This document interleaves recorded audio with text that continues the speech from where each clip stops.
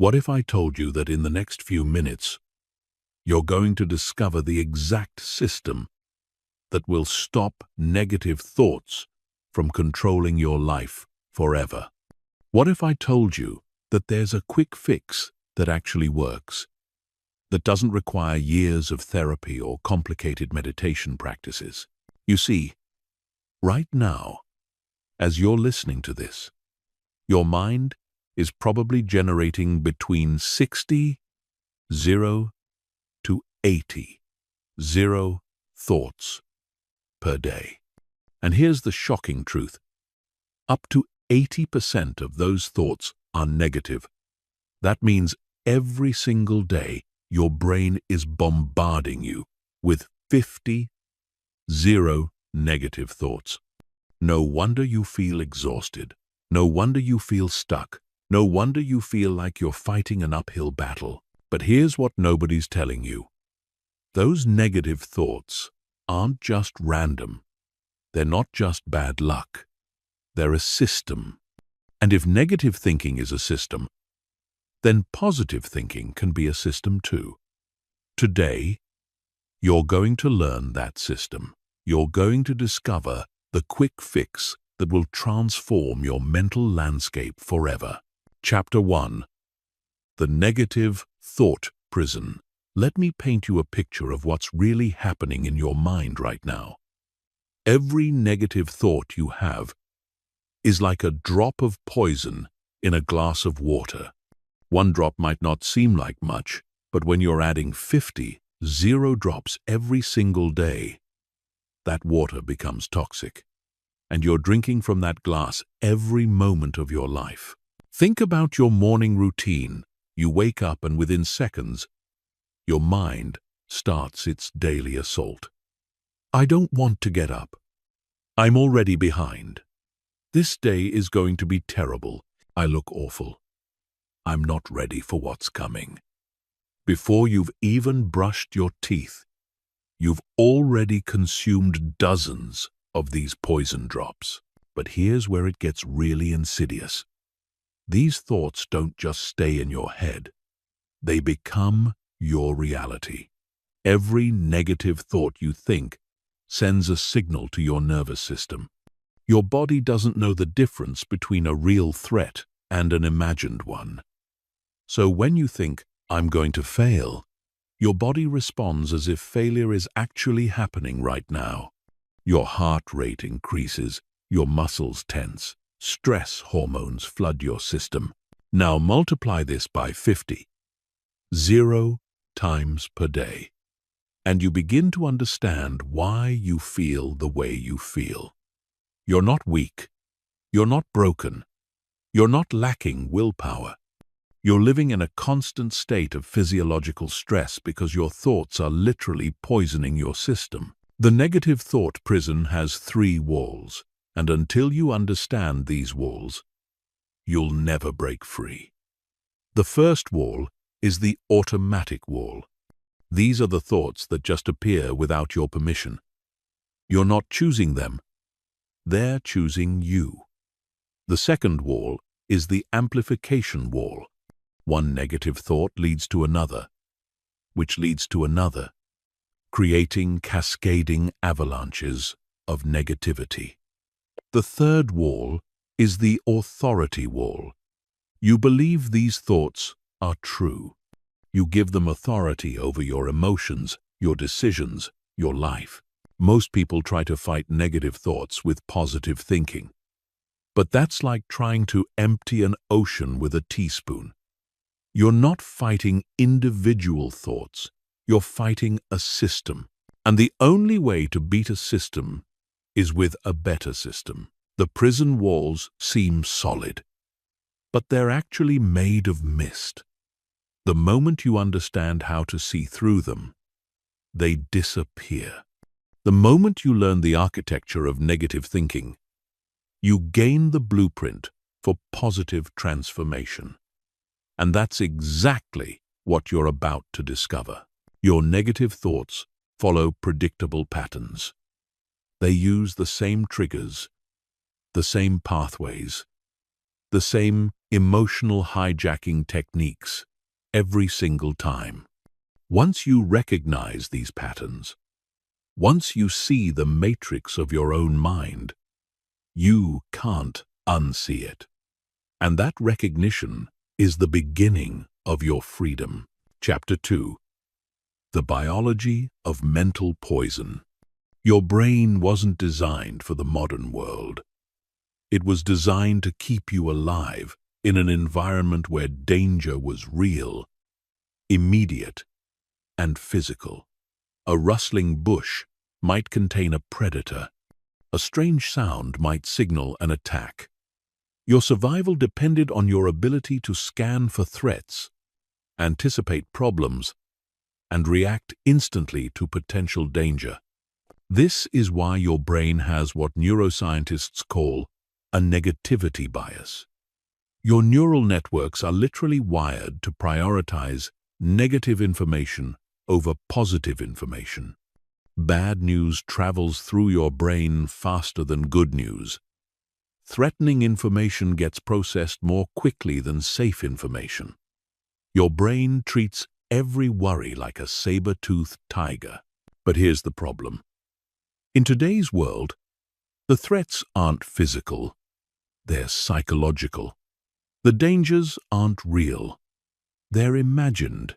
But your ancient brain doesn't know the difference.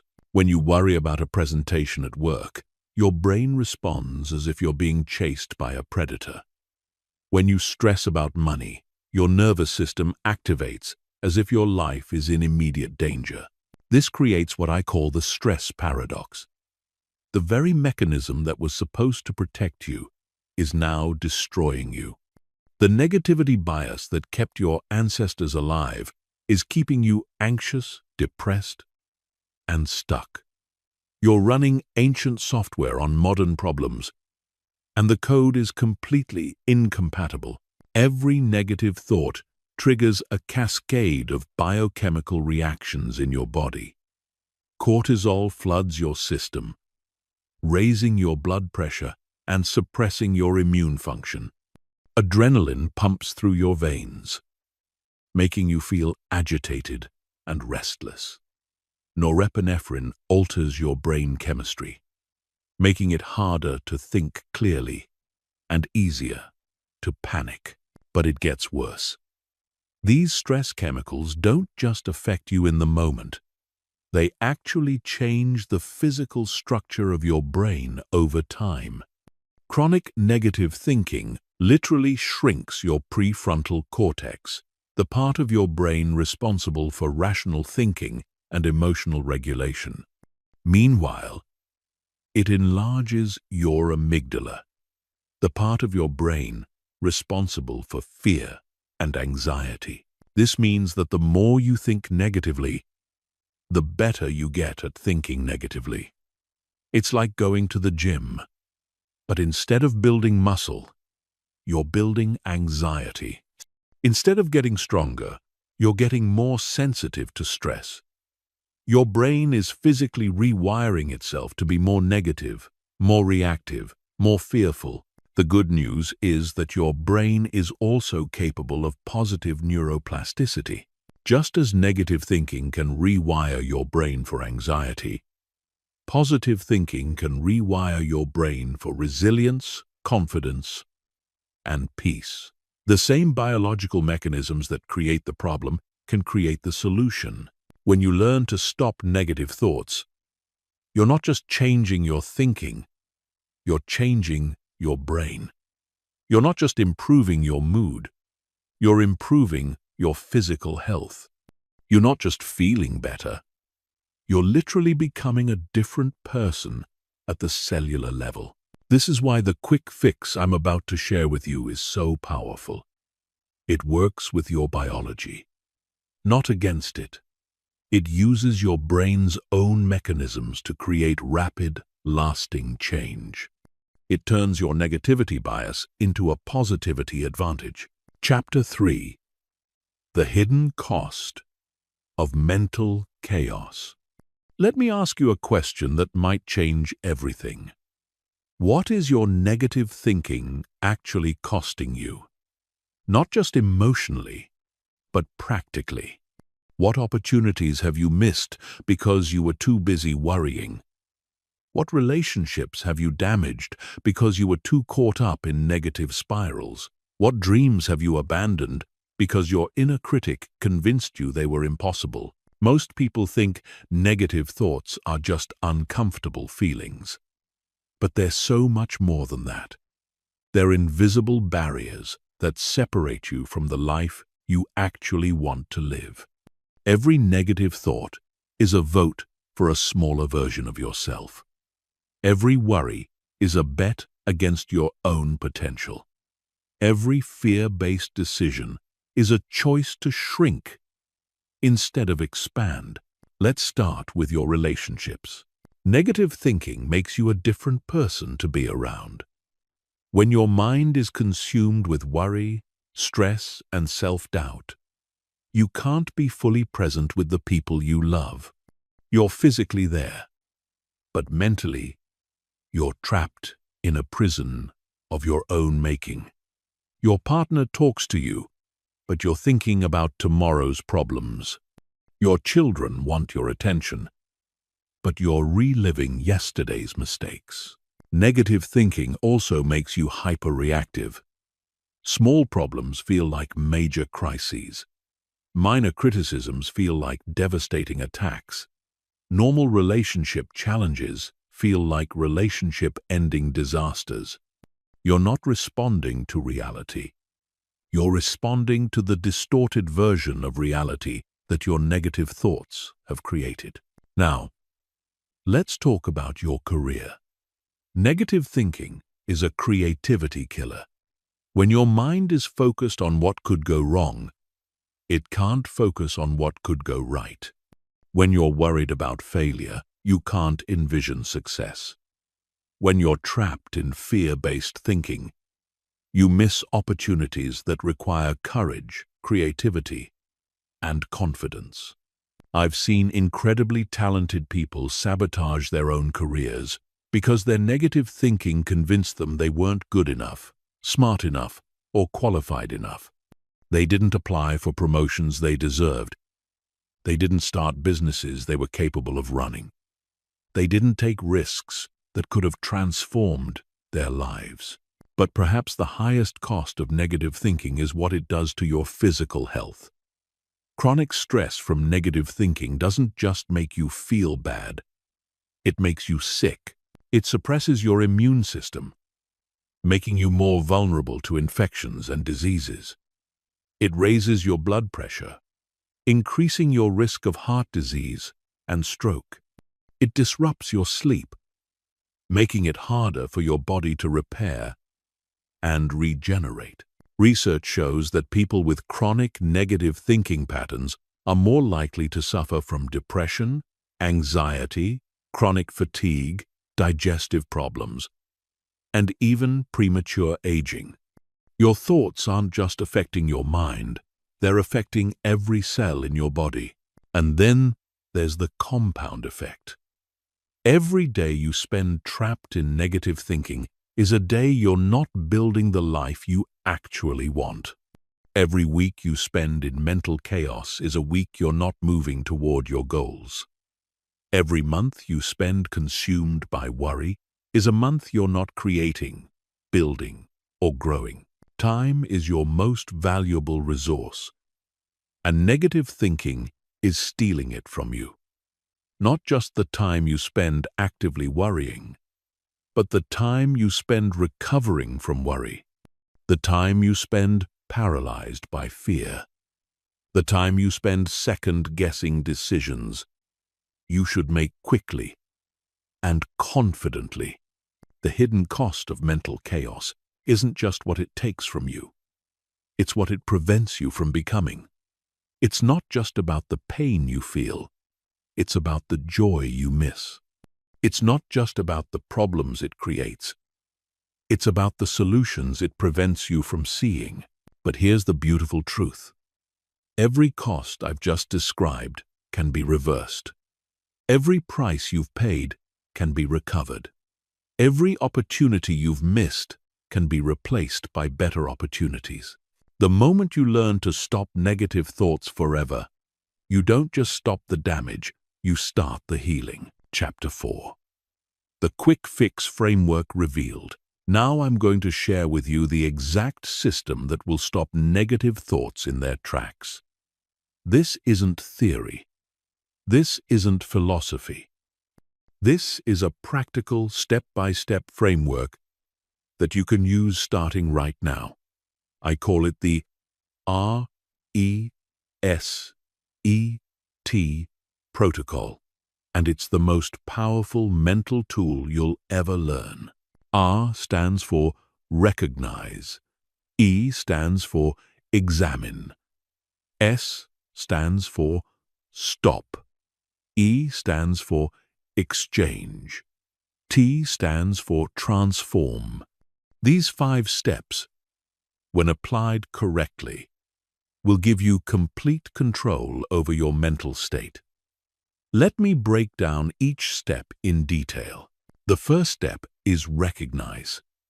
Most negative thoughts operate below the level of consciousness. They're like background music in a store. You're being influenced by them, but you're not actively aware they're playing. The moment you learn to recognize negative thoughts as they arise, you take the first step toward freedom. Recognition isn't about judgment. You're not trying to determine if the thought is right or wrong, good or bad. You're simply becoming aware that you're having a negative thought. It's like turning on a light in a dark room. The moment you can see what's there, you can do something about it. But recognition requires practice because negative thoughts are sneaky. They disguise themselves as facts. They present themselves as reasonable concerns. They masquerade as logical planning. A negative thought doesn't announce itself by saying, "Hi, I'm here to ruin your day." It says things like, "You should probably worry about this," or "You need to think this through," or "What if something goes wrong?" The second step is examine. Once you've recognized that you're having a negative thought, you need to examine it objectively. This is where you become a scientist of your own mind. You don't accept the thought as truth, and you don't reject it as false. You examine it with curiosity. Ask yourself 3 questions. Is this thought helpful? Is this thought accurate? Is this thought productive? Most negative thoughts fail all 3 tests. They're not helping you solve problems, they're not accurately representing reality, and they're not moving you toward your goals. The examination step is crucial because it breaks the automatic authority that negative thoughts have over you. Instead of being a victim of your thoughts, you become an investigator. Instead of being controlled by your mental patterns, you become curious about them. The third step is stop. This is where you interrupt the negative thought pattern before it can gain momentum. You don't try to fight the thought or push it away, because that just gives it more energy.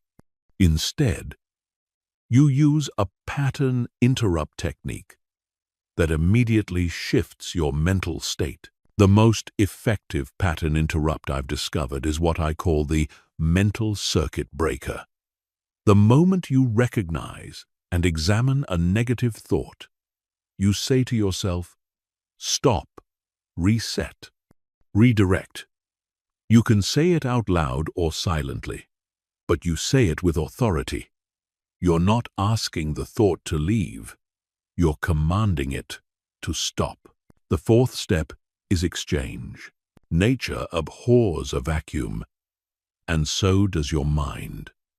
If you stop a negative thought without replacing it with something else, another negative thought will quickly take its place. That's why the exchange step is so important. You immediately replace the negative thought with a predetermined positive thought. This isn't about fake positivity or pretending problems don't exist. This is about choosing thoughts that serve you instead of thoughts that sabotage you. Instead of, "I'm going to fail," you exchange it for, "I'm learning and growing." Instead of, "This is impossible," you exchange it for, "This is challenging and I'm up for it." The fifth step is transform. This is where you take the exchange thought and amplify it with emotion, visualization, and physical movement. You don't just think the positive thought. You feel it, see it, and embody it. This is what makes the change permanent instead of temporary. The RESET protocol works because it's based on how your brain actually functions. It works with your neurology instead of against it. It doesn't require you to be perfect, and it doesn't require massive willpower. It just requires you to apply these 5 steps consistently whenever negative thoughts arise. The beauty of this system is that it gets easier with practice. The more you use it, the faster it works. Eventually, the process becomes automatic.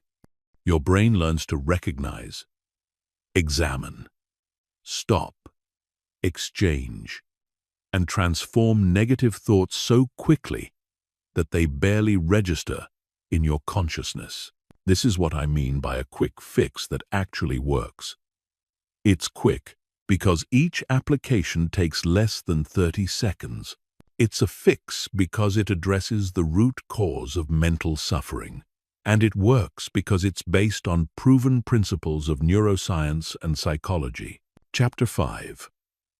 Mastering Recognition, the foundation of mental freedom.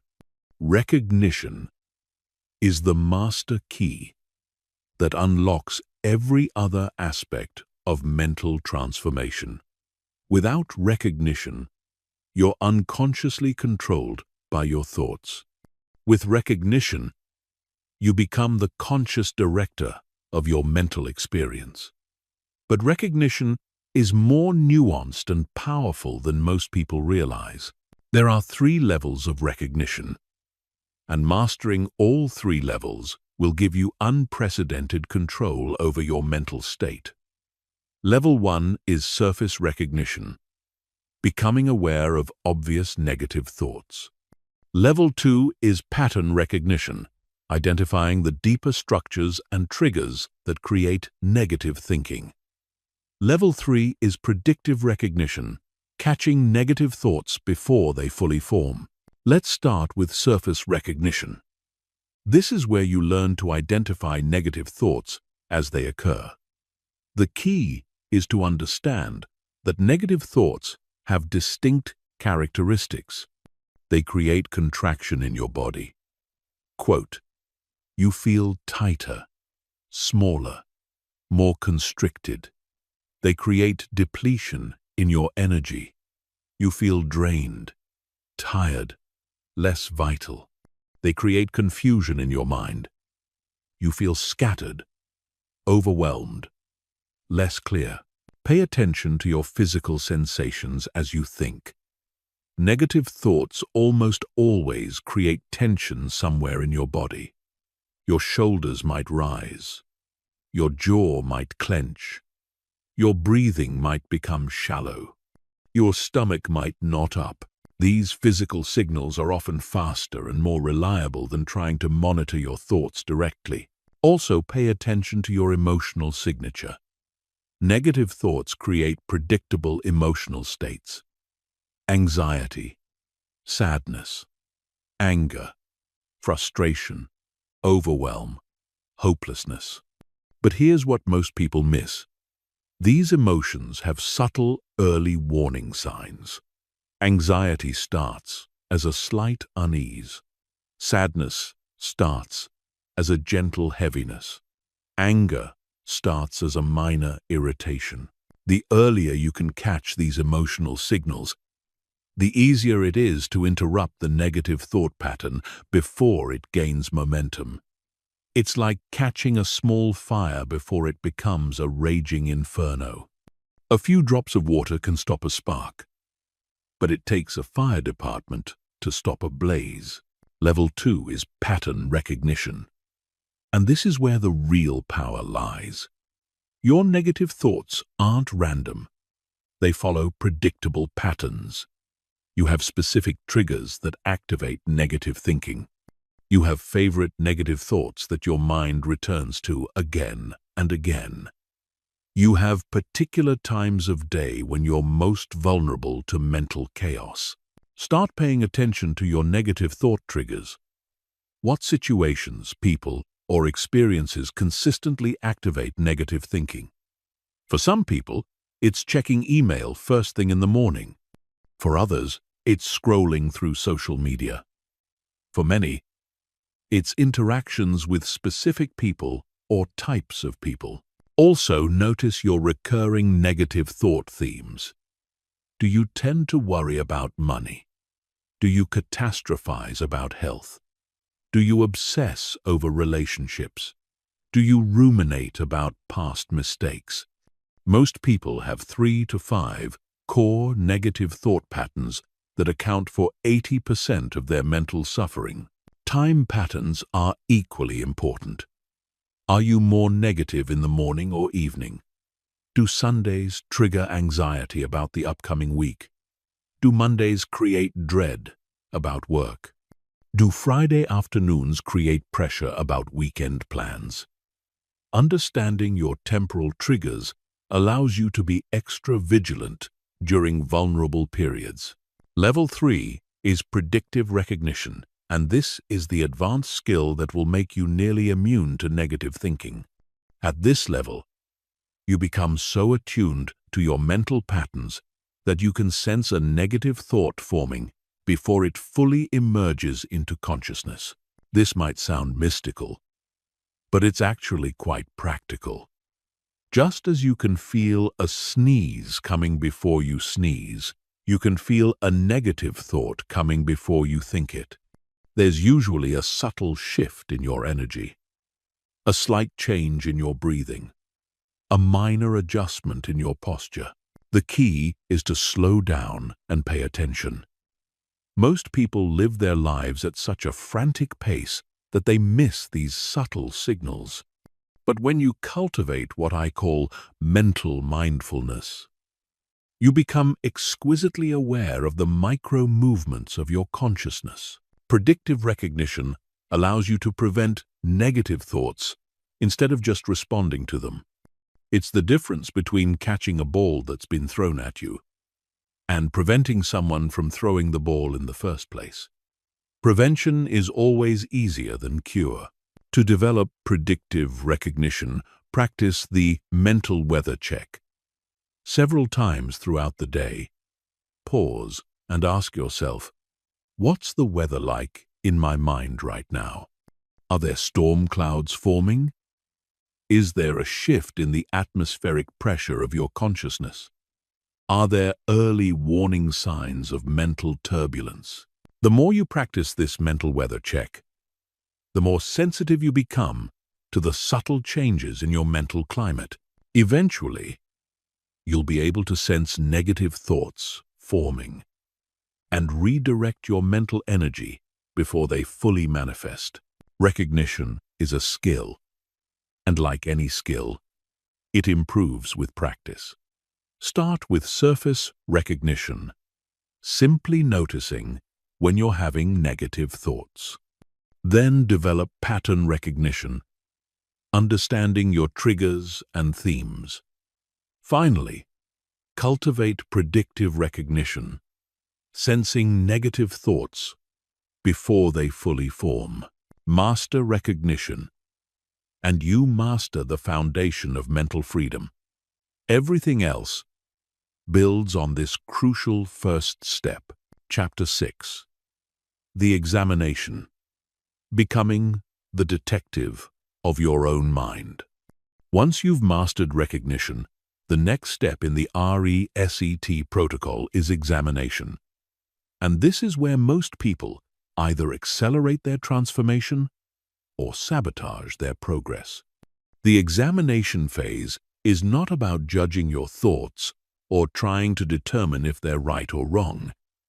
It's about becoming a neutral, curious observer of your own mental processes. Think of yourself as a detective investigating a crime scene. You don't arrive at the scene with predetermined conclusions. You don't get emotionally involved in the evidence. You simply observe, gather information, and analyze what you find. This is exactly the mindset you need to bring to examining your negative thoughts. The first tool in your examination toolkit is what I call the truth test. When a negative thought arises, you ask yourself one simple question. Is this thought based on facts or fears? Most negative thoughts fail this test immediately because they're not based on what's actually happening. They're based on what might happen, could happen, or has happened in the past. For example, if your thought is, "I'm going to fail this presentation," apply the truth test.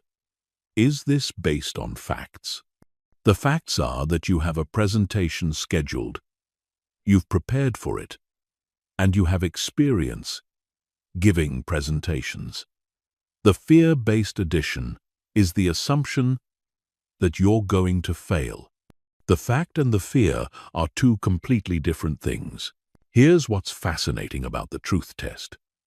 When you separate facts from fears, you realize that probably 90% of your negative thoughts are pure fiction. They're stories your mind is telling you about imaginary futures that will likely never happen. You're not responding to reality, you're responding to fantasy. And once you see this clearly, those thoughts lose most of their power over you. The second examination tool is the helpfulness assessment.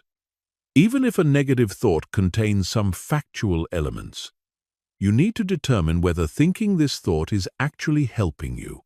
Ask yourself, is this thought moving me toward my goals or away from them? Is it making me stronger or weaker?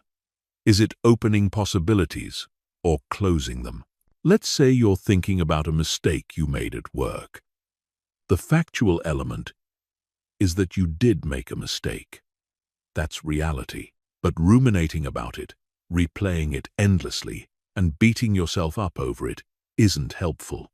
It doesn't change the past. It doesn't improve your future performance. And it doesn't solve any problems. All it does is drain your energy and undermine your confidence. A helpful response to the same mistake might be, I made an error. I've learned from it, and I'll do better next time. This thought acknowledges the reality without wallowing in it. It extracts the lesson without extracting your life force.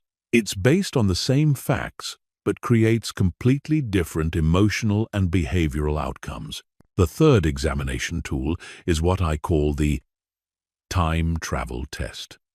This is where you ask yourself, will this matter in 5 years? Will I even remember this situation in 5 years? This question has the power to instantly put things in perspective, because most of the things we worry about are incredibly temporary and insignificant in the grand scheme of our lives. I remember working with someone who was consumed with anxiety about a disagreement she had with a coworker. She was losing sleep, snapping at her family, and unable to focus on anything else. When I asked her if this would matter in 5 years, she paused and said, I probably won't even be working at this company in 5 years. That single question shifted her entire perspective and allowed her to let go of days of mental torture. But the time travel test works in reverse too. Sometimes we avoid taking important actions because we're worried about temporary discomfort or short-term challenges. In these cases, ask yourself, if I don't take action on this, Where will I be in 5 years? What will I regret not doing? The fourth examination tool is the evidence evaluation. This is where you become a lawyer, in the courtroom of your own mind. When a negative thought makes a claim, you demand to see the evidence, not assumptions, not possibilities, not fears, actual concrete evidence. If your thought is, "Nobody likes me," what's the evidence? Has every single person you've ever met explicitly told you they don't like you? Have you conducted a scientific survey of everyone's opinions about you? Of course not. The evidence is usually a few isolated incidents, misinterpreted social cues, or projections of your own insecurities. Real evidence evaluation requires intellectual honesty. You have to be willing to look at the evidence that contradicts your negative thoughts, not just the evidence that supports them. If you think nobody likes you, what about the people who choose to spend time with you?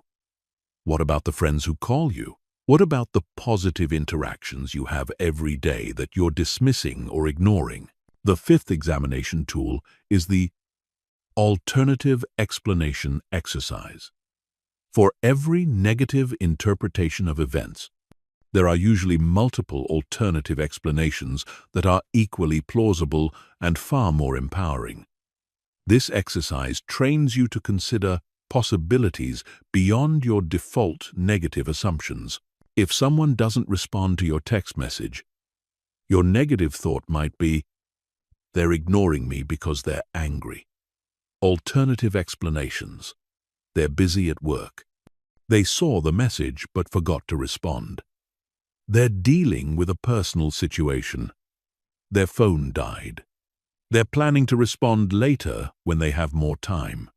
All of these explanations are equally valid, but only the negative one causes emotional suffering.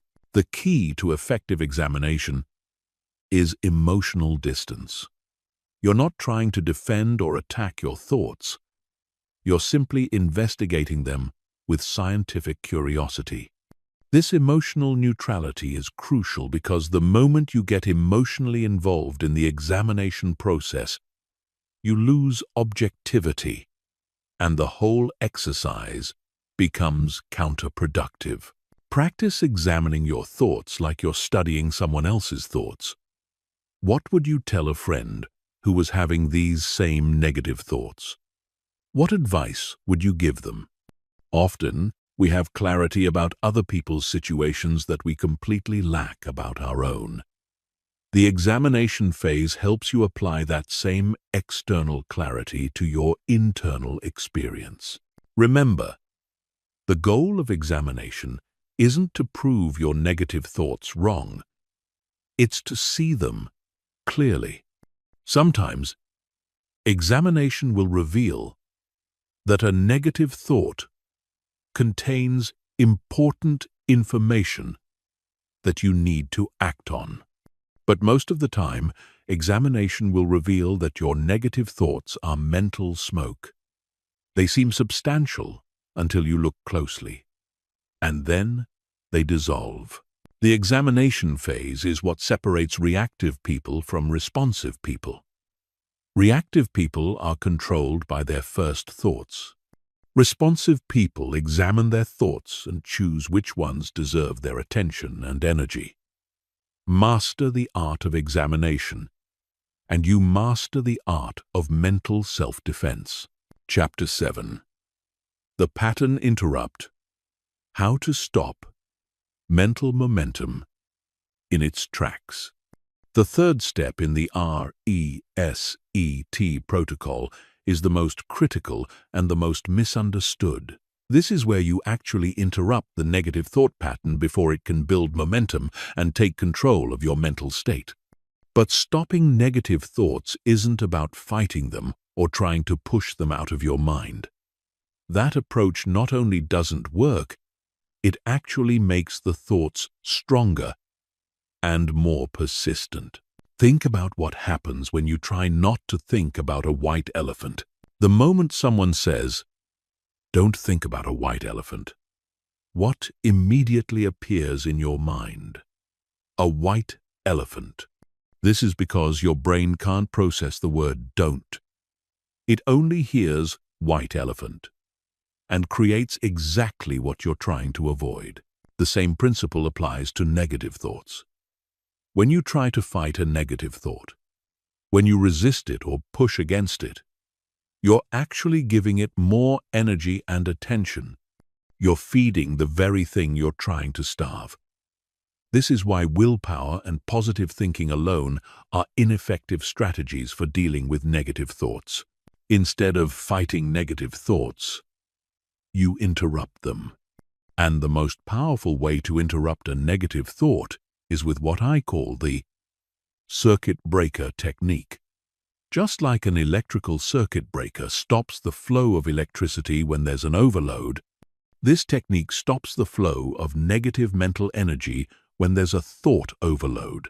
The circuit breaker technique has 3 components: the stop command, the physical reset, and the attention redirect. Let me break down each component in detail. The stop command is a firm, authoritative mental instruction that you give to your own mind. The moment you recognize and examine a negative thought, you say to yourself, either out loud or silently, "Stop, reset, now." You don't say it pleadingly or hopefully. You say it with the same authority you would use to stop someone from walking into traffic.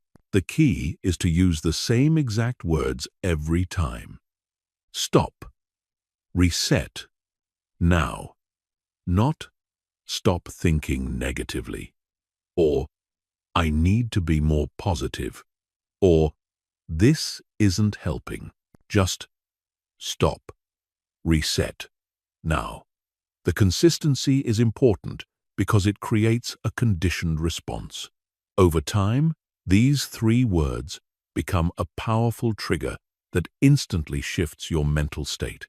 The stop command works because it activates what neuroscientists call the prefrontal override.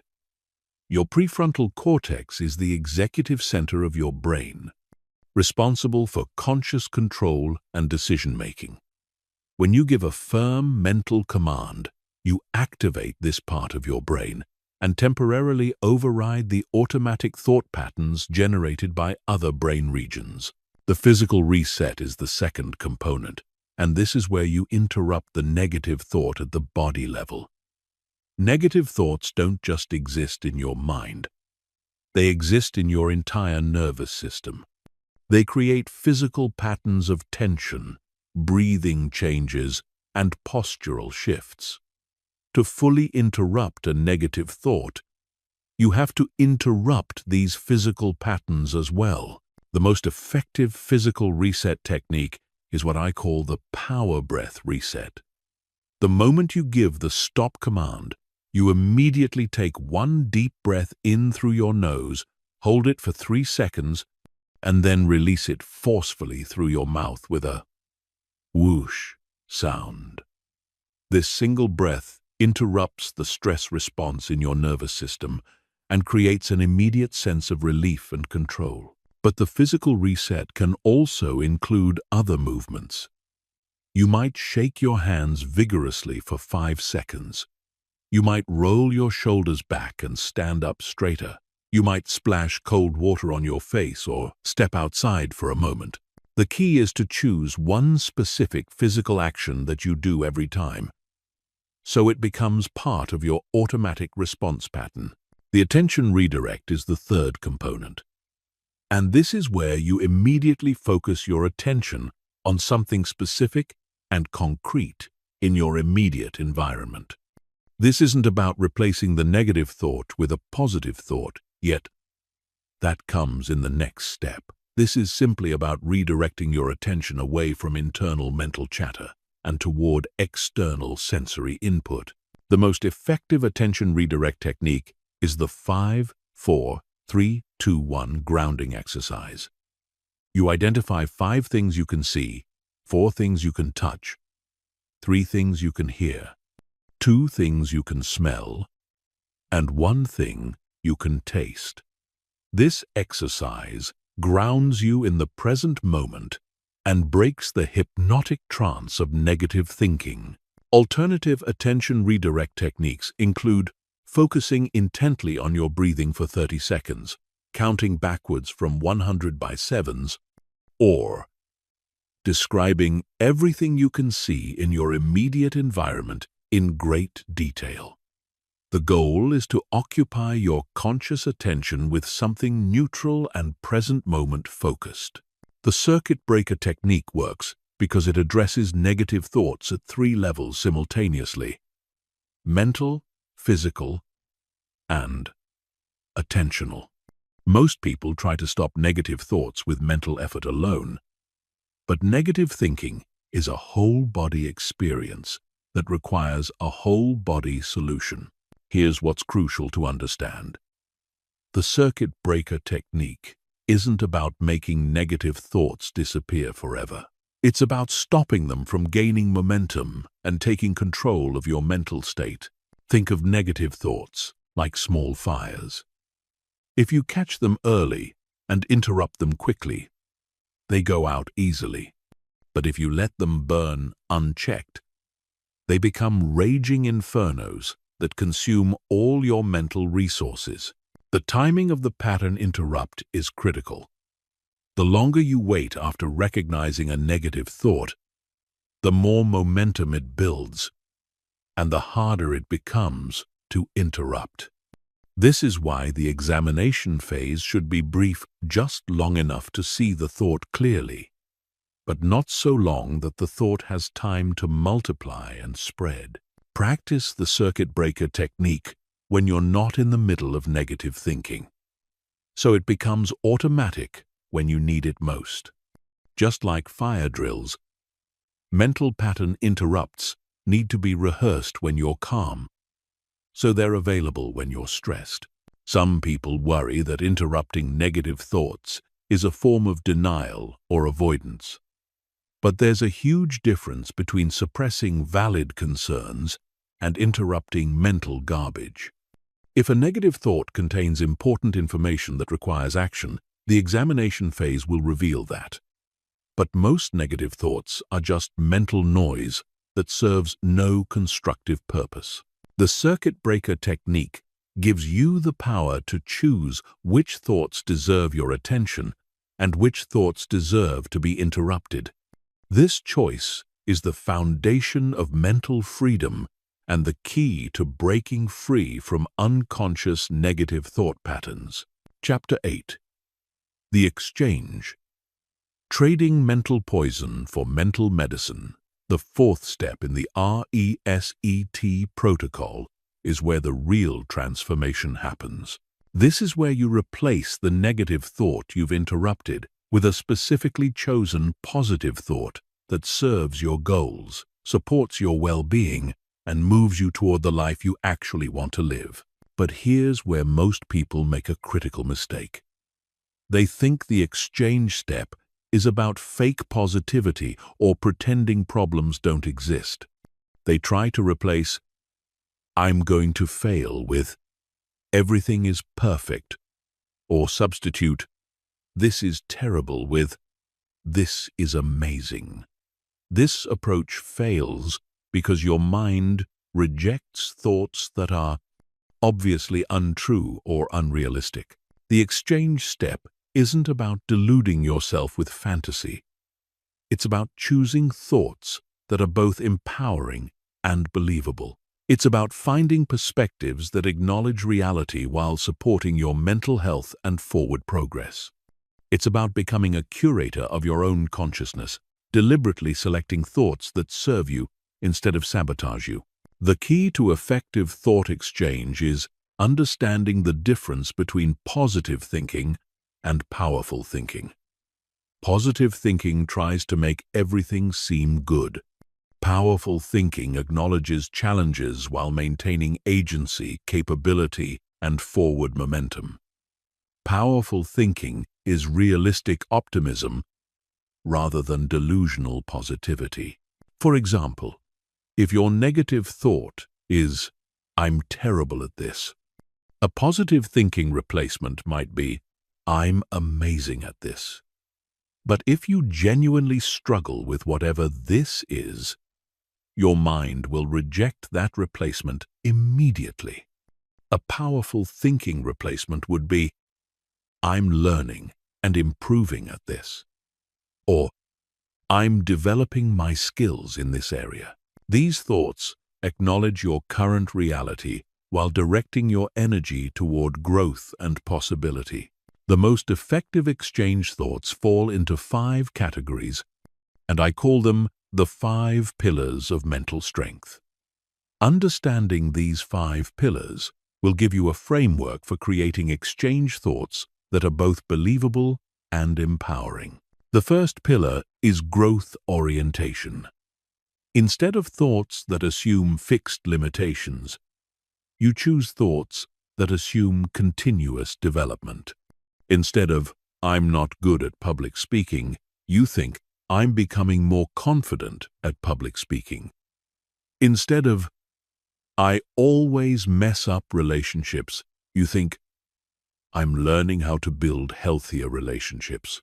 Growth orientation thoughts are powerful because they're always true. You are always learning, developing, and evolving. Even when you're struggling or failing, you're gathering information that contributes to your eventual success. Growth orientation thoughts redirect your focus from current limitations to future possibilities. The second pillar is resource focus. Instead of thoughts that emphasize what you lack, you choose thoughts that emphasize what you have. Instead of, "I don't have enough time," you think, "I'll use my time wisely."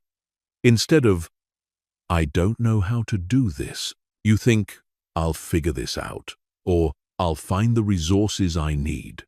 Resource-focused thoughts shift you from a scarcity mindset to an abundance mindset. They help you see opportunities instead of obstacles, solutions instead of problems, possibilities instead of limitations. When you focus on your resources, your skills, your knowledge, your relationships, your creativity, you feel more capable and confident. The third pillar is action orientation. Instead of thoughts that create paralysis, you choose thoughts that inspire movement. Instead of, "This is too overwhelming," you think, "I'll take this one step at a time." Instead of, "I don't know where to start," you think, "I'll start with what I can control right now." Action orientation thoughts break large challenges into manageable pieces and point you towards specific next steps. They transform vague anxieties into concrete action plans. When you're focused on what you can do rather than what you can't do, you feel more empowered and less helpless. The fourth pillar is present moment focus. Instead of thoughts that trap you in past regrets or future fears, you choose thoughts that ground you in current reality. Instead of, "I always screw things up," you think, "Right now, I'm focused and prepared." Instead of, "What if everything goes wrong?" you think, "Right now, I'm handling what's in front of me." Present moment focused thoughts are incredibly powerful because the present moment is the only time you actually have any control. You can't change the past, and you can't control the future, but you can influence what's happening right now.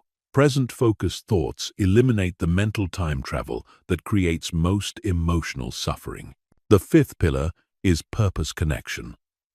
Instead of thoughts that make situations seem meaningless, you choose thoughts that connect current challenges to your larger goals and values. Instead of, "This is pointless," you think, "This is preparing me for something important." Instead of, "Why is this happening to me?" you think, "How can this experience help me grow?" Purpose connection. Thoughts give meaning to difficulty and transform obstacles into opportunities. When you can connect current struggles to future growth, you're more likely to persist through challenges and extract value from difficult experiences. Now, here's the crucial part about implementing the exchange step. You need to have your exchange thoughts prepared in advance. In the heat of negative thinking, your brain isn't in the optimal state for creating new, empowering thoughts. You need to do that work when you're calm and clear-headed. I recommend creating what I call an exchange thought library, a personal collection of powerful, believable thoughts that you can use to replace common negative thought patterns. Start by identifying your most frequent negative thoughts. Then craft specific exchange thoughts for each one using the 5 pillars framework. For instance, if you frequently think, "I'm not smart enough," your exchange thought library might include, "I'm capable of learning what I need to know," growth orientation. "I have intelligence and I can develop it further," resource focus. "I'll educate myself about this topic," action orientation.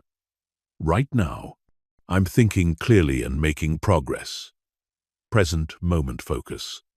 And "learning new things helps me become the person I want to be," purpose connection. The more you practice the exchange step, the faster and more automatic it becomes. Eventually, positive, powerful thoughts will start arising spontaneously to replace negative thoughts without conscious effort on your part. This is when you know you've successfully rewired your mental patterns. Remember, the goal isn't to eliminate all challenging thoughts or difficult emotions. The goal is to ensure that your predominant thought patterns support your well-being and forward progress rather than undermining them. The exchange step gives you conscious control over the mental software that's running in the background of your life. Chapter 9. The transformation, making new thoughts stick forever. The 5th and final step in the RESET protocol is what separates temporary relief from permanent transformation.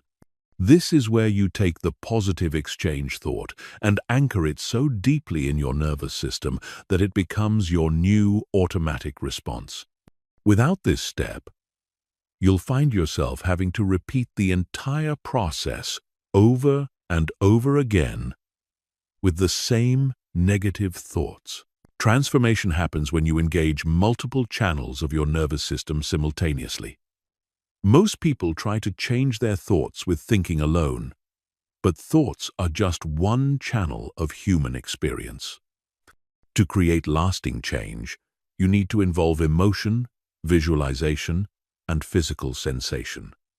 You need to make the new thought feel real, not just sound reasonable.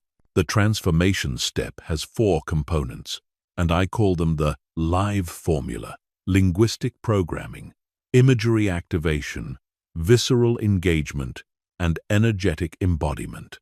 Each component reinforces the others, creating a synergistic effect that makes new thought patterns stick permanently. Linguistic programming is the first component, and this is where you enhance the exchange thought with specific language patterns that increase its impact on your subconscious mind. Not all words are created equal. Some words create expansion in your nervous system, while others create contraction. Some words inspire action, while others promote passivity. For example, instead of saying, "I'm trying to be more confident," you say, "I am becoming more confident every day." The word "trying" implies struggle, and possible failure, while becoming implies inevitable progress. Instead of, "I hope I can handle this," you say, "I am fully capable of handling this." Hope is passive and uncertain, while capability is active and confident. The most powerful linguistic programming technique is what I call identity integration. Instead of thinking thoughts about what you want to do or achieve, you think thoughts about who you are becoming. Instead of, "I want to be successful," you think, "I am a person who creates success." Instead of, "I need to be more disciplined," you think, "I am someone who follows through on commitments." Identity integration works because your subconscious mind is always working to make your actions consistent with your sense of identity. When you think of yourself as a confident person, you automatically start acting more confidently. When you see yourself as someone who solves problems, you naturally look for solutions instead of dwelling on difficulties. Imagery activation is the second component, and this is where you create vivid mental pictures that support your new thought pattern. Your brain processes images much faster and more powerfully than words. When you combine linguistic programming with visual imagery, you create thoughts that your mind can't ignore or forget. The key to effective imagery activation is specificity and multisensory detail. Don't just see yourself succeeding. See the specific environment where you're succeeding. Hear the sounds around you. Feel the physical sensations in your body. Notice the expressions on people's faces. Experience the emotions flowing through you. For example, if your exchange thought is, "I am confident and capable in social situations," don't just repeat those words. See yourself walking into a room full of people with your shoulders back and head high. Hear yourself speaking clearly and engagingly. Feel the relaxation in your muscles and the steady rhythm of your breathing. Notice people responding positively to your presence. Experience the satisfaction and enjoyment of social connection. The more vivid and detailed your mental imagery, the more real it becomes to your subconscious mind. Your brain starts creating neural pathways as if these experiences were actually happening, which makes it much easier to act confidently in real social situations. Visceral engagement is the third component, and this is where you feel the new thought pattern in your body. Thoughts aren't just mental events, they're physical events that create specific sensations throughout your nervous system. Negative thoughts create contraction, tension, and depletion. Positive thoughts create expansion, relaxation, and vitality. To engage viscerally with your new thought pattern, pay attention to how it feels in your body when you think it. Where do you feel expansion? Where do you feel lightness? Where do you feel strength? Amplify these sensations by breathing into them, moving your body in ways that enhance them, and focusing your attention on the most pleasant physical feelings. For many people, positive thoughts create a sense of warmth in the chest, lightness in the shoulders, or groundedness in the lower body. Others feel tingling in their hands, relaxation in their facial muscles, or expansion in their rib cage. There's no right or wrong way to feel positive thoughts. The important thing is to notice and amplify whatever positive sensations arise. Energetic embodiment is the fourth component, and this is where you express the new thought pattern through movement and posture. Your body language doesn't just reflect your thoughts, it actually influences them. When you stand like a confident person, you feel more confident. When you move like an energetic person, you become more energetic. The most powerful energetic embodiment technique is what I call physical claiming. After you've programmed the language, activated the imagery, and engaged viscerally with your new thought, you do something physical that claims that thought as your new reality. You might stand up straighter, smile more broadly, take a deep breath and stretch your arms wide, or take 3 confident steps forward. Physical claiming works because it creates what psychologists call embodied cognition, the phenomenon where physical actions influence mental states. When you physically embody confidence, your brain receives feedback that you are indeed confident, which reinforces the new thought pattern at a neurological level. The live formula should be applied immediately after the exchange step, while your mind is still focused on the new thought. The entire transformation process should take no more than 60–90 seconds. Any longer than that, and you risk losing focus and momentum. Here's what a complete transformation sequence might look like. You recognize a negative thought. This presentation is going to be a disaster. Examine it briefly. No evidence, not helpful, based on fear, not facts. Interrupt it. Stop. Reset. Now. Plus a deep breath. Exchange it. I am well prepared and will deliver value to my audience. Then transform it by seeing yourself presenting confidently, imagery, feeling proud and excited, visceral, standing tall and smiling, energetic, while thinking, I am someone who shares knowledge confidently, linguistic. The more you practice the transformation step, the more natural and automatic it becomes. Eventually, positive thoughts won't just replace negative ones. They'll be accompanied by positive feelings, images, and energy states that make them incredibly compelling and memorable. This is how you create permanent change instead of temporary relief. This is how you rewire your brain for success instead of just managing your symptoms. This is how transformation happens. Chapter 10. The Implementation Strategy. Making this your new mental operating system. Now that you understand all 5 steps of the RESET protocol, the critical question becomes, how do you implement this system so effectively that it becomes your automatic response to negative thinking? How do you transform a technique into a lifestyle? How do you make this your new mental operating system rather than just another tool you sometimes remember to use?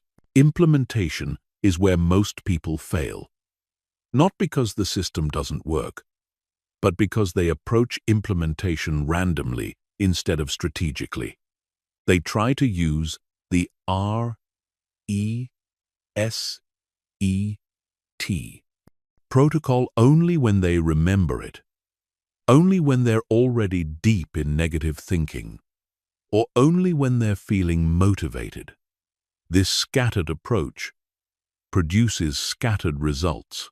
Successful implementation requires what I call the 3-phase integration process. Phase 1 is foundation building, where you practice the system when you don't need it. Phase 2 is real-time application, where you use the system during actual negative thinking episodes. Phase 3 is automatic integration, where the system becomes your unconscious default response. Phase 1, foundation building, is absolutely critical, but most people skip it entirely. They want to wait until they're having negative thoughts to practice the RESET protocol. But that's like trying to learn to drive during a car chase. The middle of mental chaos is not the time to learn new mental skills. During foundation building, you practice each step of the protocol with manufactured scenarios. You imagine common negative thought situations and rehearse your response. You practice recognition by deliberately monitoring your thoughts throughout the day. You practice examination by questioning thoughts that aren't even particularly negative. You practice the circuit breaker technique during calm moments so it becomes automatic. You practice exchange by developing your personal exchange thought library, creating powerful replacement thoughts for your most common negative patterns. And you practice transformation by regularly engaging the live formula with your exchange thoughts, strengthening the neural pathways that support positive thinking. I recommend spending at least 2 weeks in foundation building mode, practicing the protocol 3-5 times per day during neutral moments. Set random alarms on your phone, and whenever they go off, run through the entire R-E-S-E-T sequence with whatever thoughts happen to be in your mind at that moment. This foundation practice serves multiple purposes. It makes each step of the protocol automatic, so you don't have to consciously remember what to do when negative thoughts arise. It builds confidence in your ability to control your mental state, which makes you less afraid of negative thoughts when they do occur. And it starts rewiring your brain toward positive thinking patterns even before you face major mental challenges. Phase 2, real-time application, is where you start using the protocol during actual negative thinking episodes. But even here, there's a strategic approach that maximizes your success rate. Start with low-stakes negative thoughts rather than your most intense mental patterns. If you typically struggle with severe anxiety about major life decisions, don't make that your first real-world test case. Instead, practice with minor irritations, small disappointments, or everyday worries. Build your confidence and skill with manageable challenges before taking on your biggest mental obstacles. During real-time application, focus on speed rather than perfection. The goal is to interrupt negative thought patterns before they build momentum, which means applying the protocol within the first 30 seconds of recognizing negative thinking. It's better to do a quick, imperfect RESET sequence than to wait for the perfect moment and let the negative thoughts multiply. Also, expect some resistance during this phase. Your brain has been running negative thought patterns for years or decades, and it won't give them up without a fight. You might find yourself forgetting to use the protocol, or remembering only after you've been stuck in negative thinking for an hour. This is normal and temporary. Persistence is more important than perfection.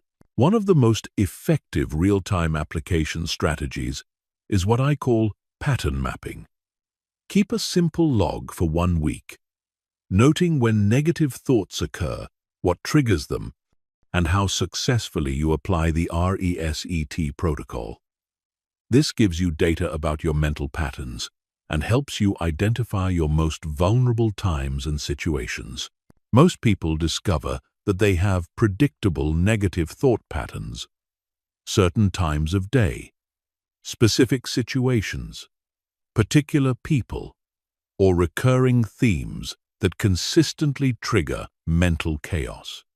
Once you identify these patterns, you can be extra vigilant during high-risk periods and even use the protocol preemptively. Phase 3, automatic integration, is where the RESET protocol becomes your unconscious default response to negative thinking. You don't have to consciously decide to use it. It just happens automatically whenever negative thoughts arise. This typically occurs after 4-6 weeks of consistent practice, though some people experience it sooner.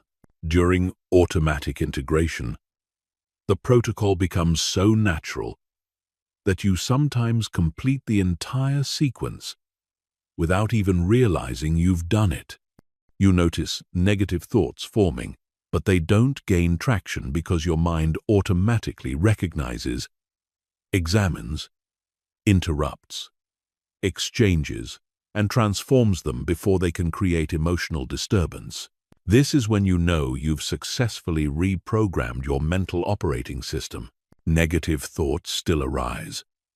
They're a normal part of human consciousness, but they no longer control your emotional state or behavioral choices. They become like clouds passing through the sky of your awareness. Noticeable, but not significant. Present, but not persistent. To accelerate the integration process, I recommend 3 supplementary practices. First, end each day with a mental review where you reflect on how you handled your thoughts throughout the day. What worked well? What could be improved?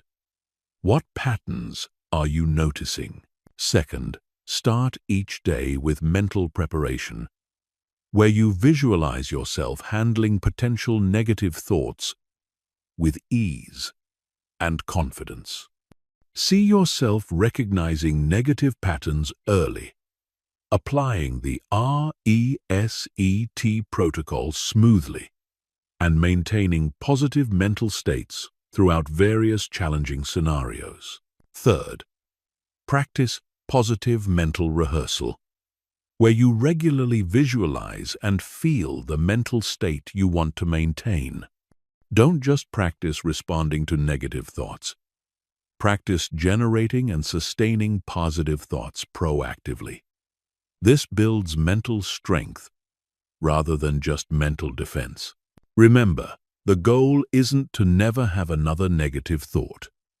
The goal is to have complete choice about which thoughts you allow to influence your emotions and actions.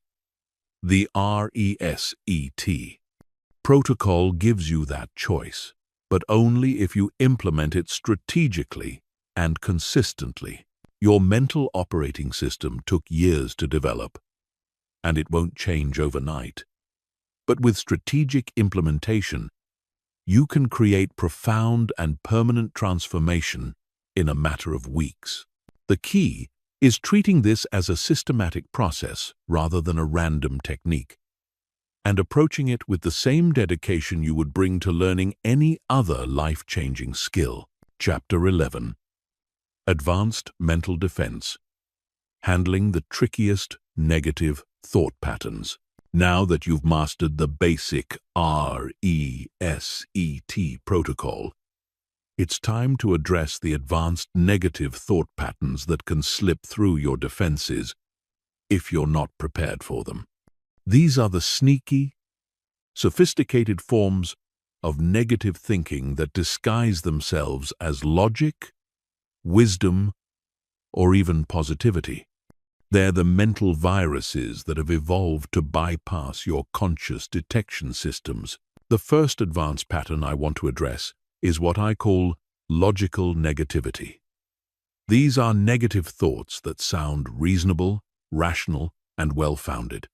They present themselves as careful analysis or prudent planning, making them much harder to recognize and interrupt than obvious catastrophic thinking.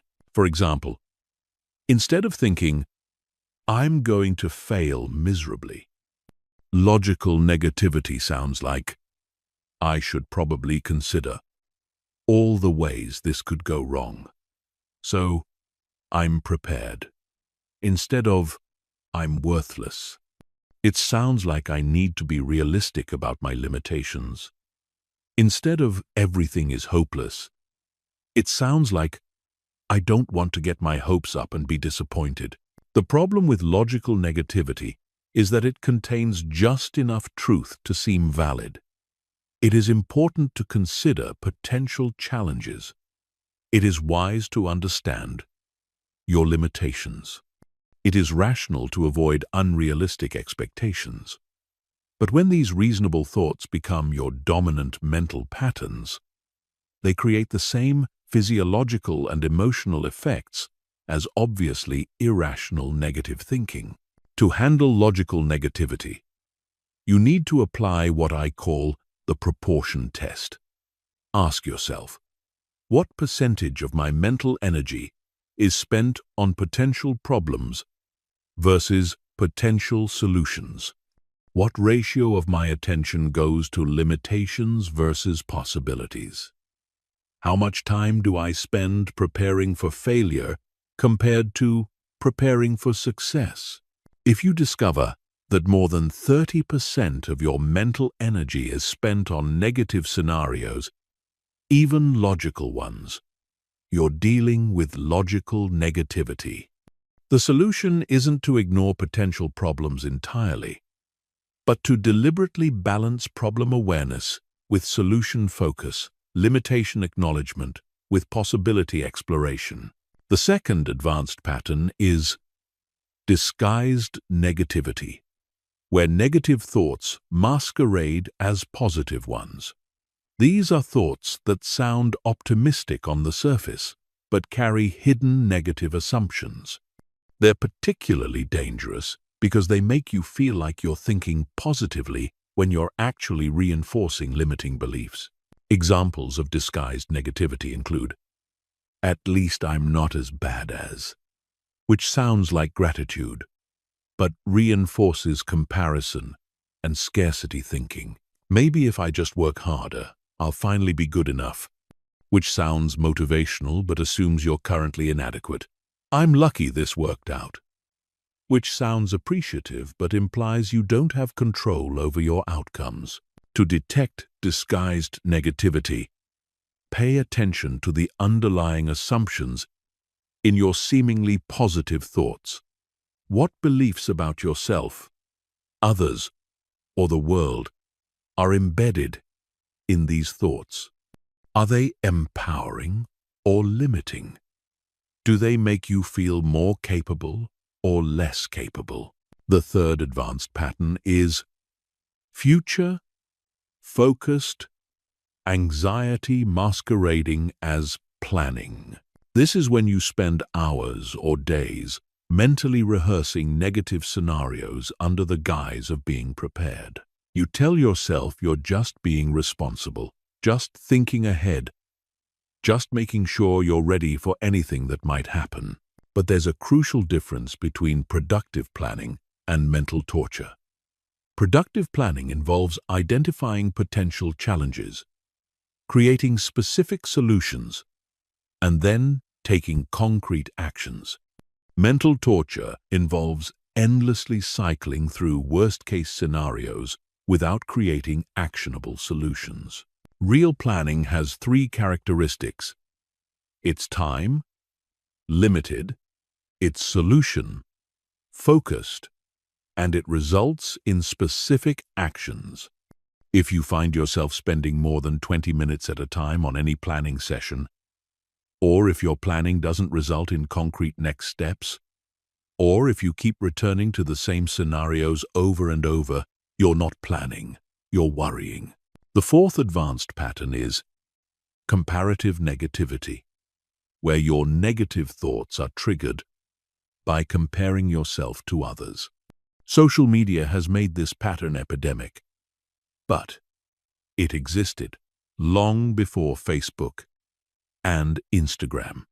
Comparative negativity sounds like, "Everyone else has it figured out except me.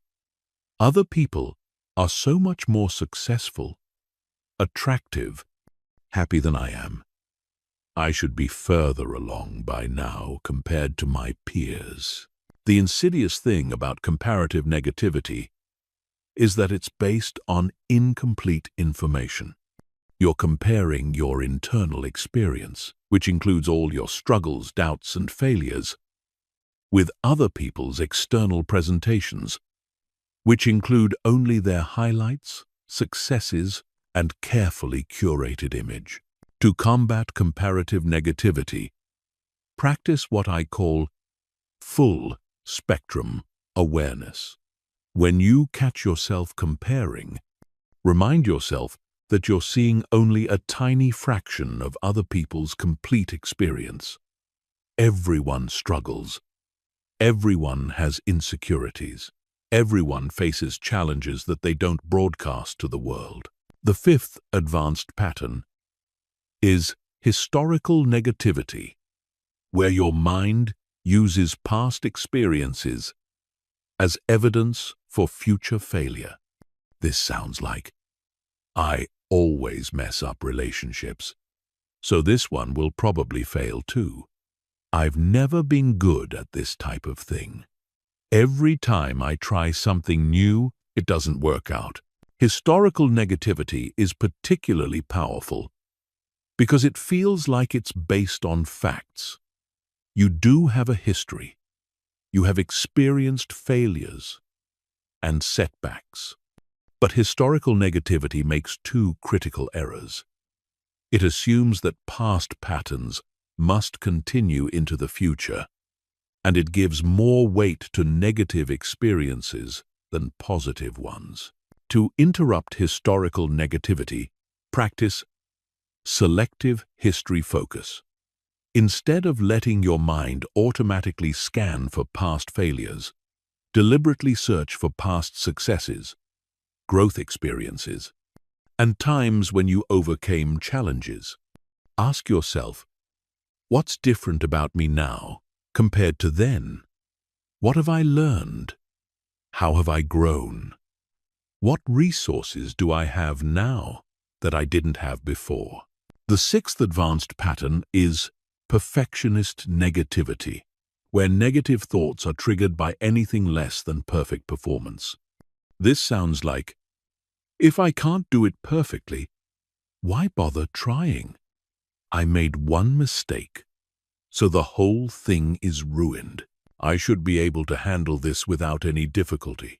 Perfectionist negativity is rooted in a fundamental misunderstanding of how learning and growth actually work. Progress is messy, uneven, and full of mistakes. Perfectionist negativity paralyzes you because it sets impossible standards and treats normal human struggles as evidence of failure. To handle perfectionist negativity, adopt what I call excellence thinking.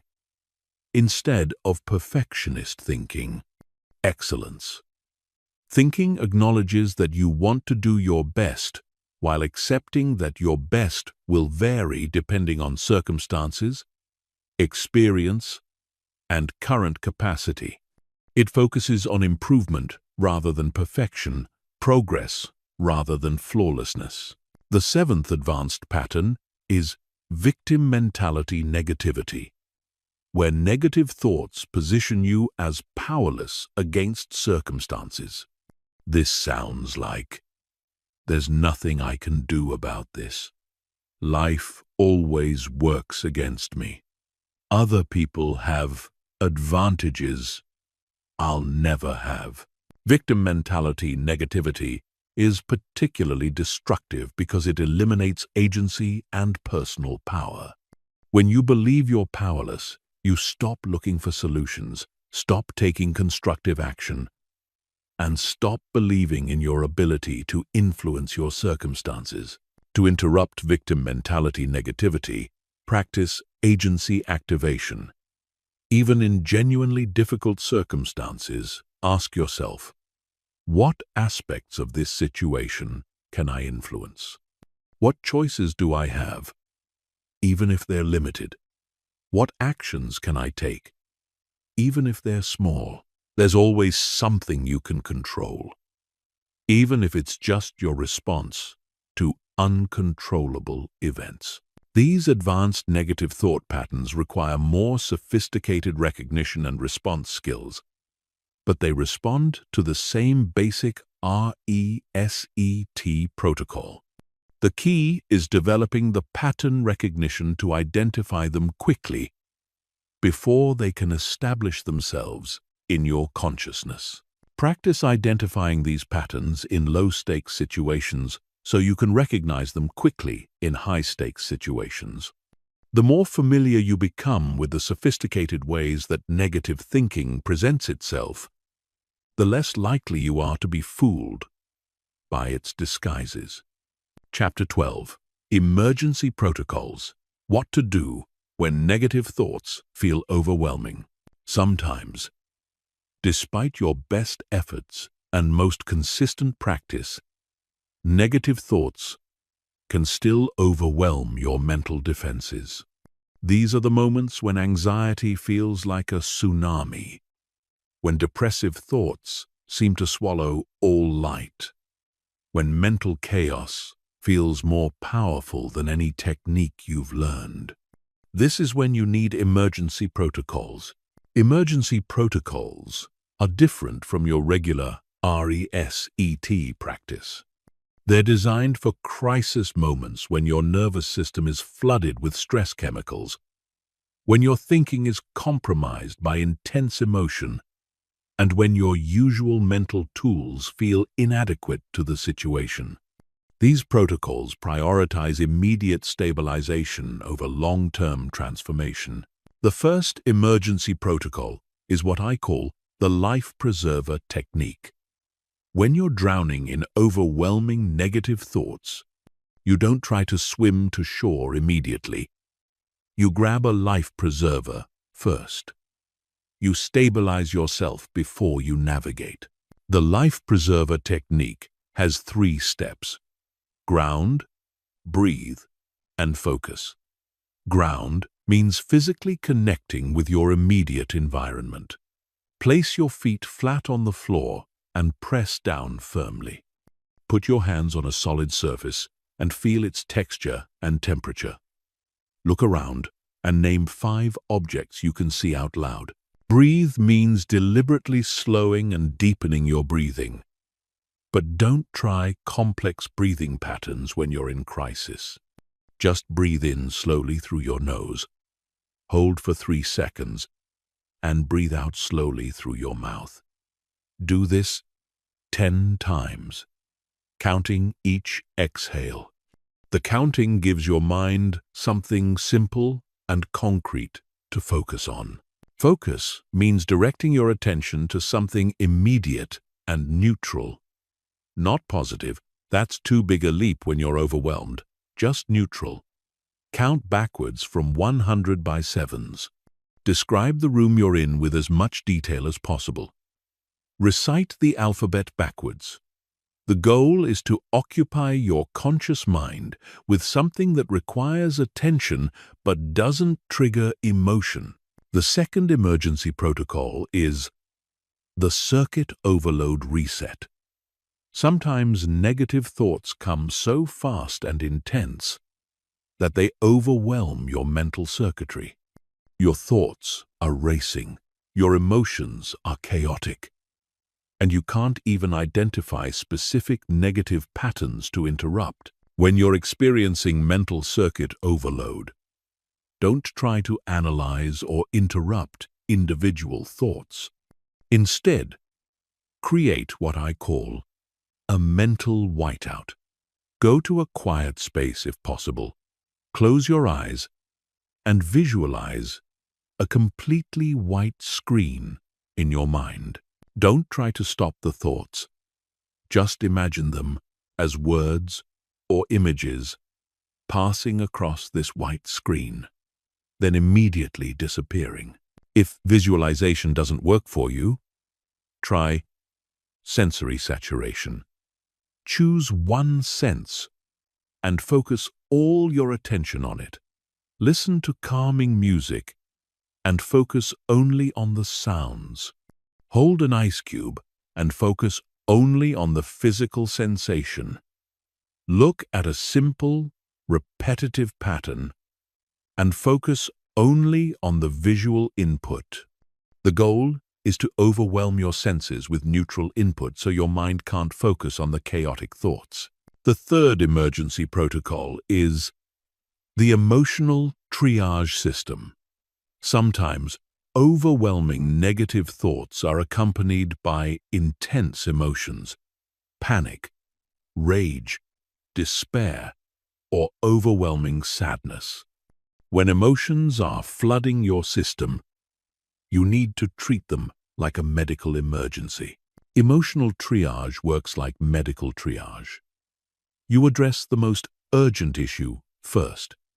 If you're experiencing panic, the urgent issue is calming your nervous system. If you're experiencing rage, the urgent issue is preventing destructive actions. If you're experiencing despair, the urgent issue is ensuring your immediate safety and getting support.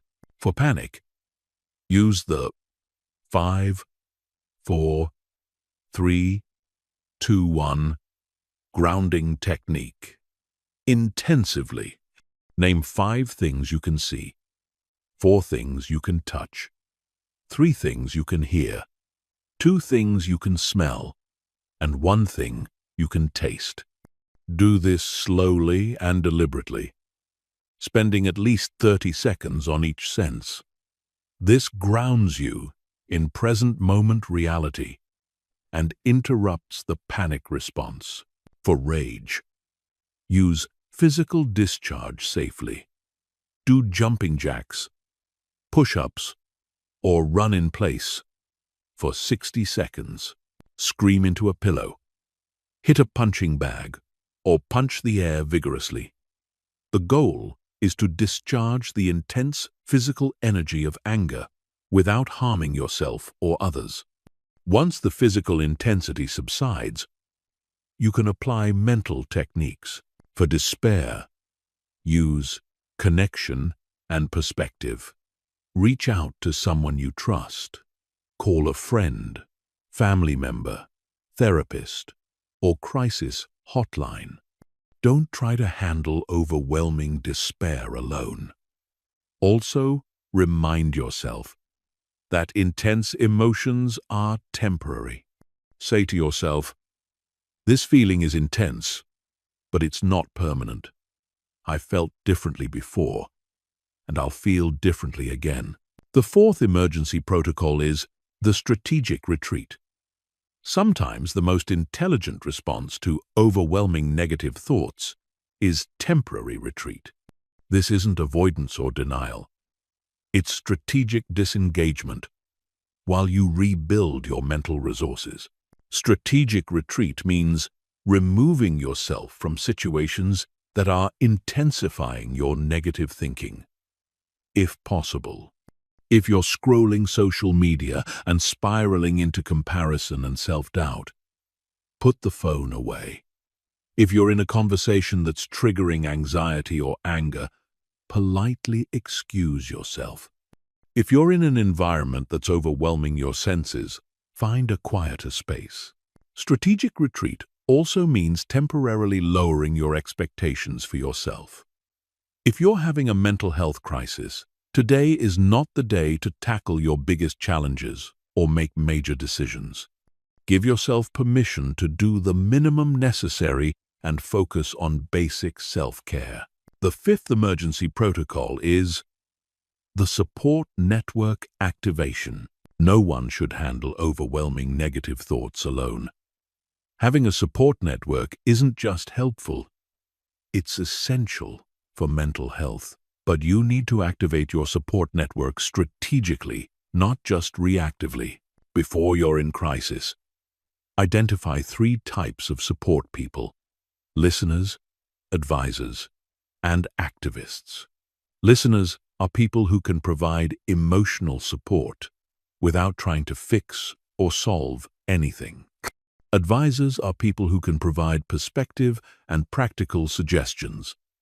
Activists are people who can take concrete actions to help you, drive you somewhere, help with tasks, assist with responsibilities. When negative thoughts are overwhelming, choose the right type of support for your current need. If you need to express and process emotions, contact a listener. If you need perspective or problem-solving help, contact an advisor. If you need practical assistance, Contact an activist. The sixth emergency protocol is professional intervention recognition.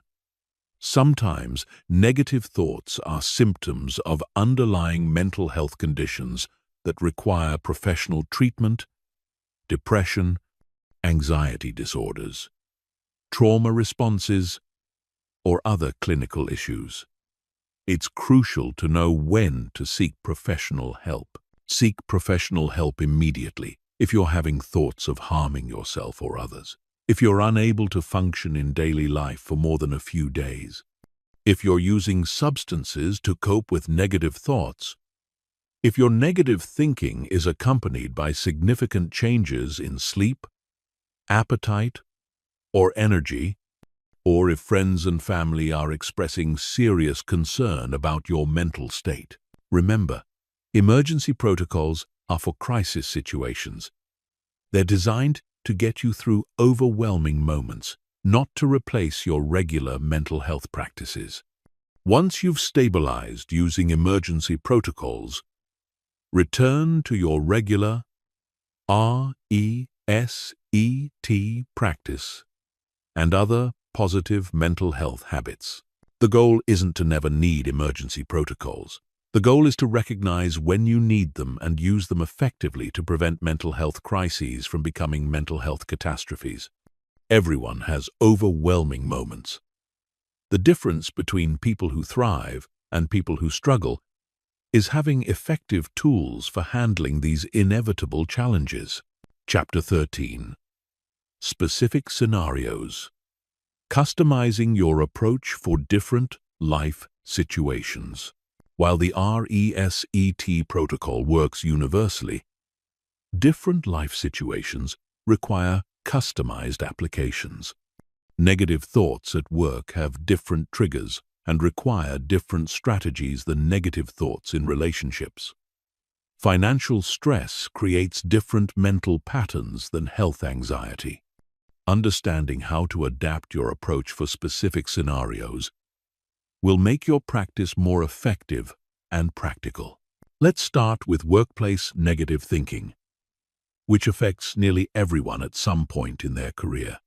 Work-related negative thoughts typically fall into several categories: performance anxiety, imposter syndrome, conflict with colleagues, fear of failure or criticism, and overwhelm from too many responsibilities.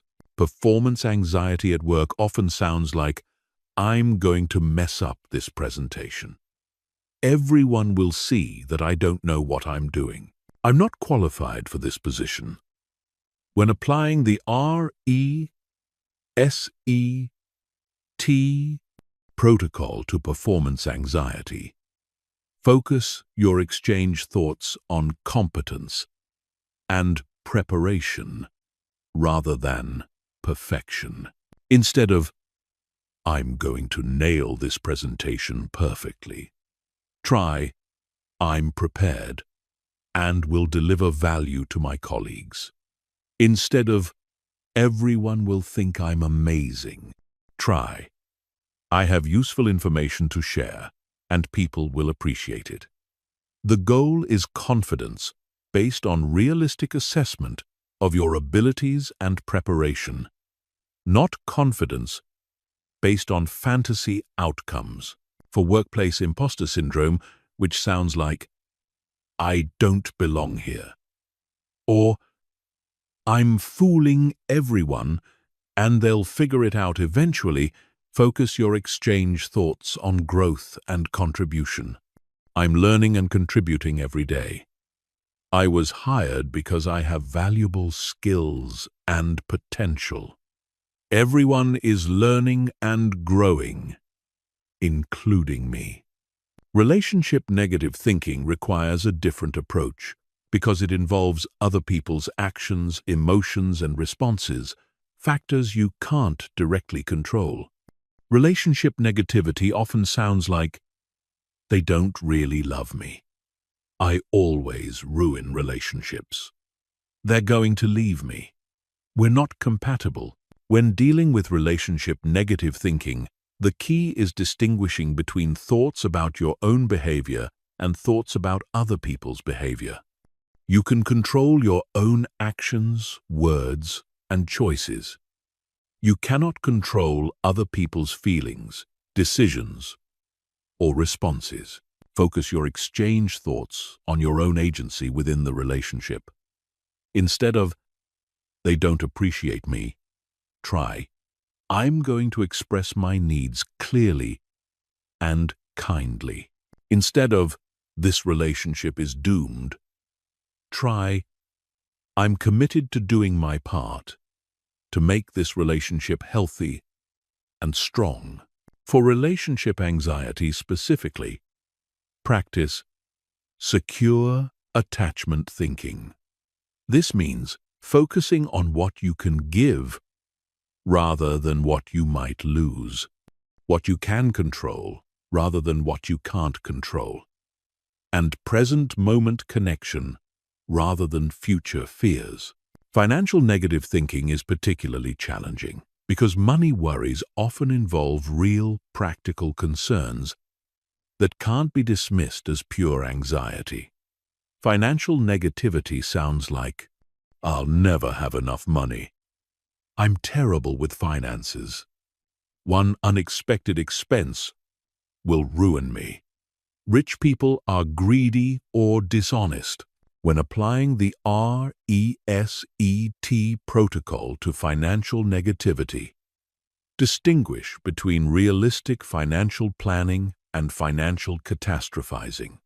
Realistic planning involves creating budgets, building emergency funds, and making informed decisions.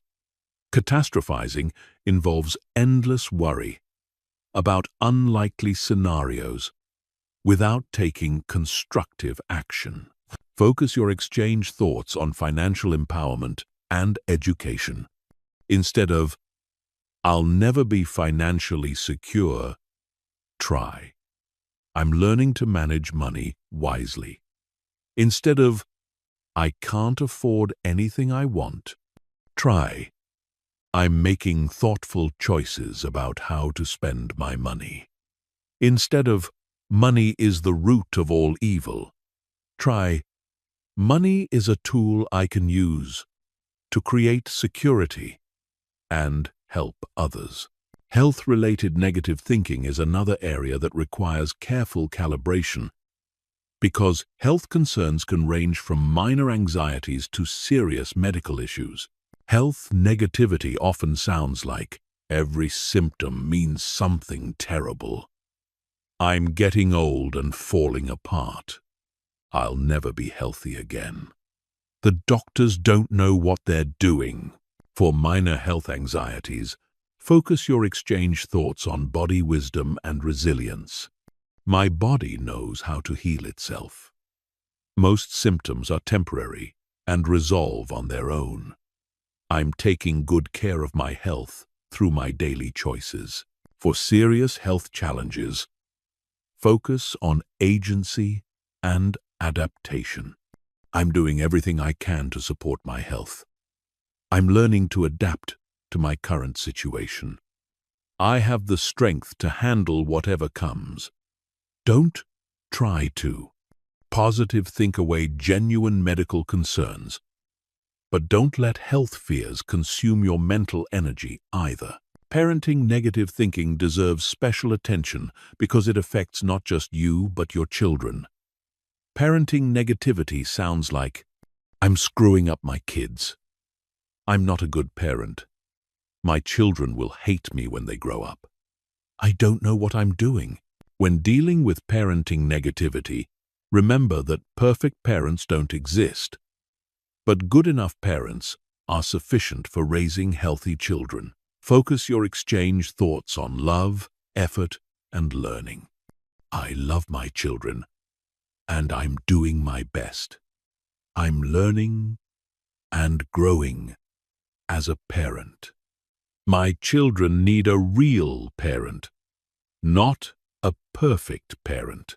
Academic or learning-related negative thinking affects students of all ages. This sounds like, "I'm not smart enough. For academic negativity, focus your exchange thoughts on process rather than outcomes. I'm in the process of learning. Understanding takes time and practice. Every mistake teaches me something valuable. I have the ability to improve with effort. Social anxiety and negative thinking about social situations is incredibly common. This sounds like nobody likes me. I always say the wrong thing. People think I'm weird. I don't fit in anywhere. For social negativity, focus on connection rather than impression. Instead of trying to make everyone like you, focus on finding people you genuinely connect with. I'm looking for authentic connections with like-minded people. Some people will appreciate who I am, and those are my people. I have something valuable to contribute to conversations. Career transition, negative thinking, affects people changing jobs, industries, or life directions. This sounds like, I'm too old to change careers. I don't have enough experience in this new field. I'm starting over from zero. This transition will never work out. For career transition negativity, focus on transferable skills and growth potential. I'm bringing valuable experience from my previous work. I have the ability to learn new skills. Transitions are opportunities for growth. Many people successfully change careers at all stages of life. Remember, the specific content of your exchange thoughts matters less than the emotional tone and underlying assumptions.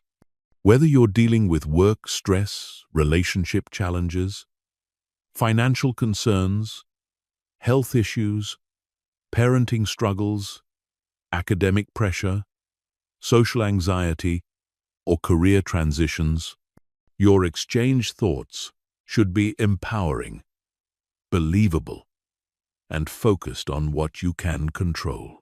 The key to customizing your RESET protocol for different scenarios is understanding the unique triggers, patterns, and emotional dynamics of each situation, then crafting exchange thoughts that specifically address those patterns with realistic optimism and personal agency.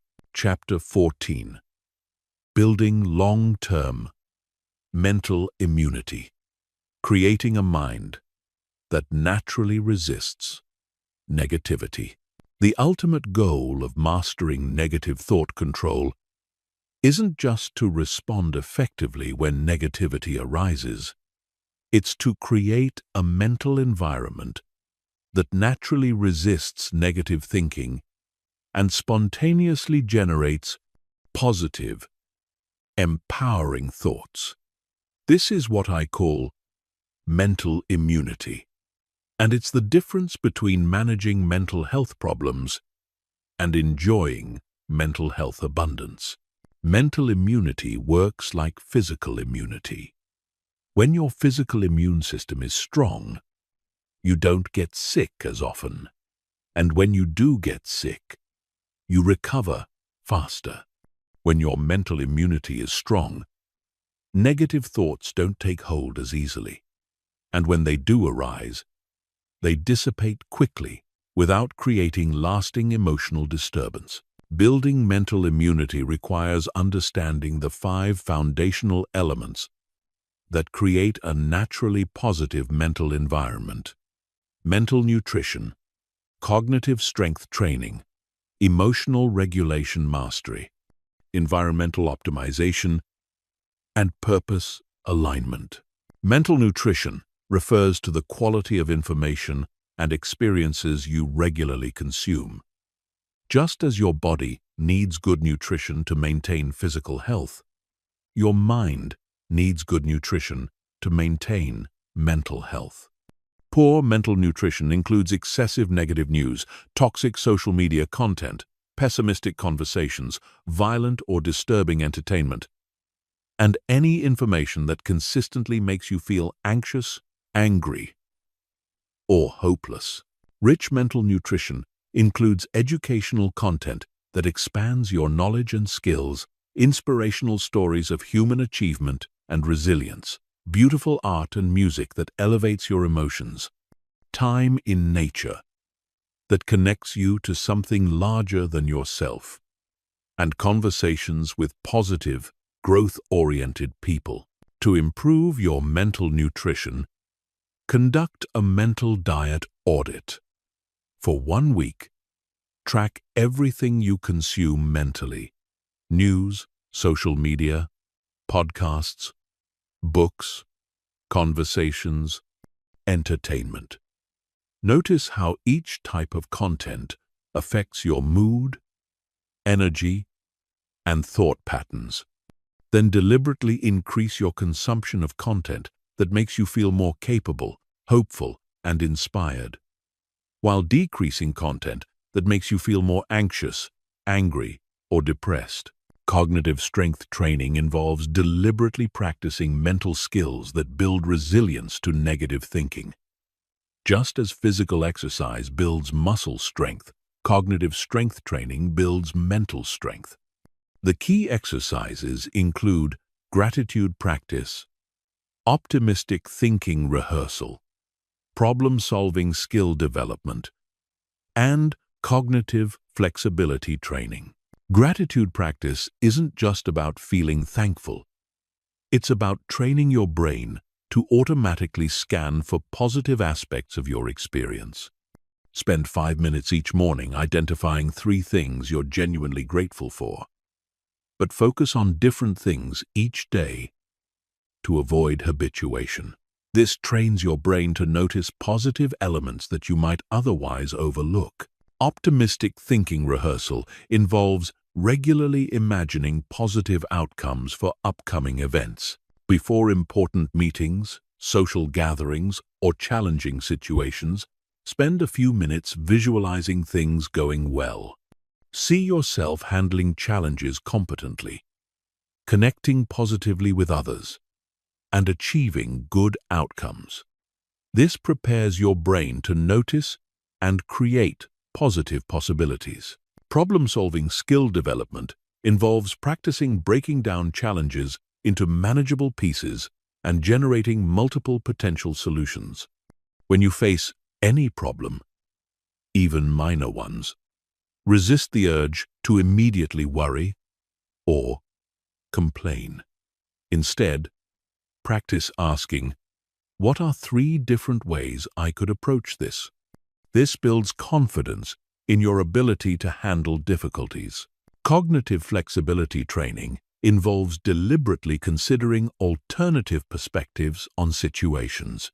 When you catch yourself thinking about something in a negative way, ask yourself, what are 2 other ways I could interpret this situation?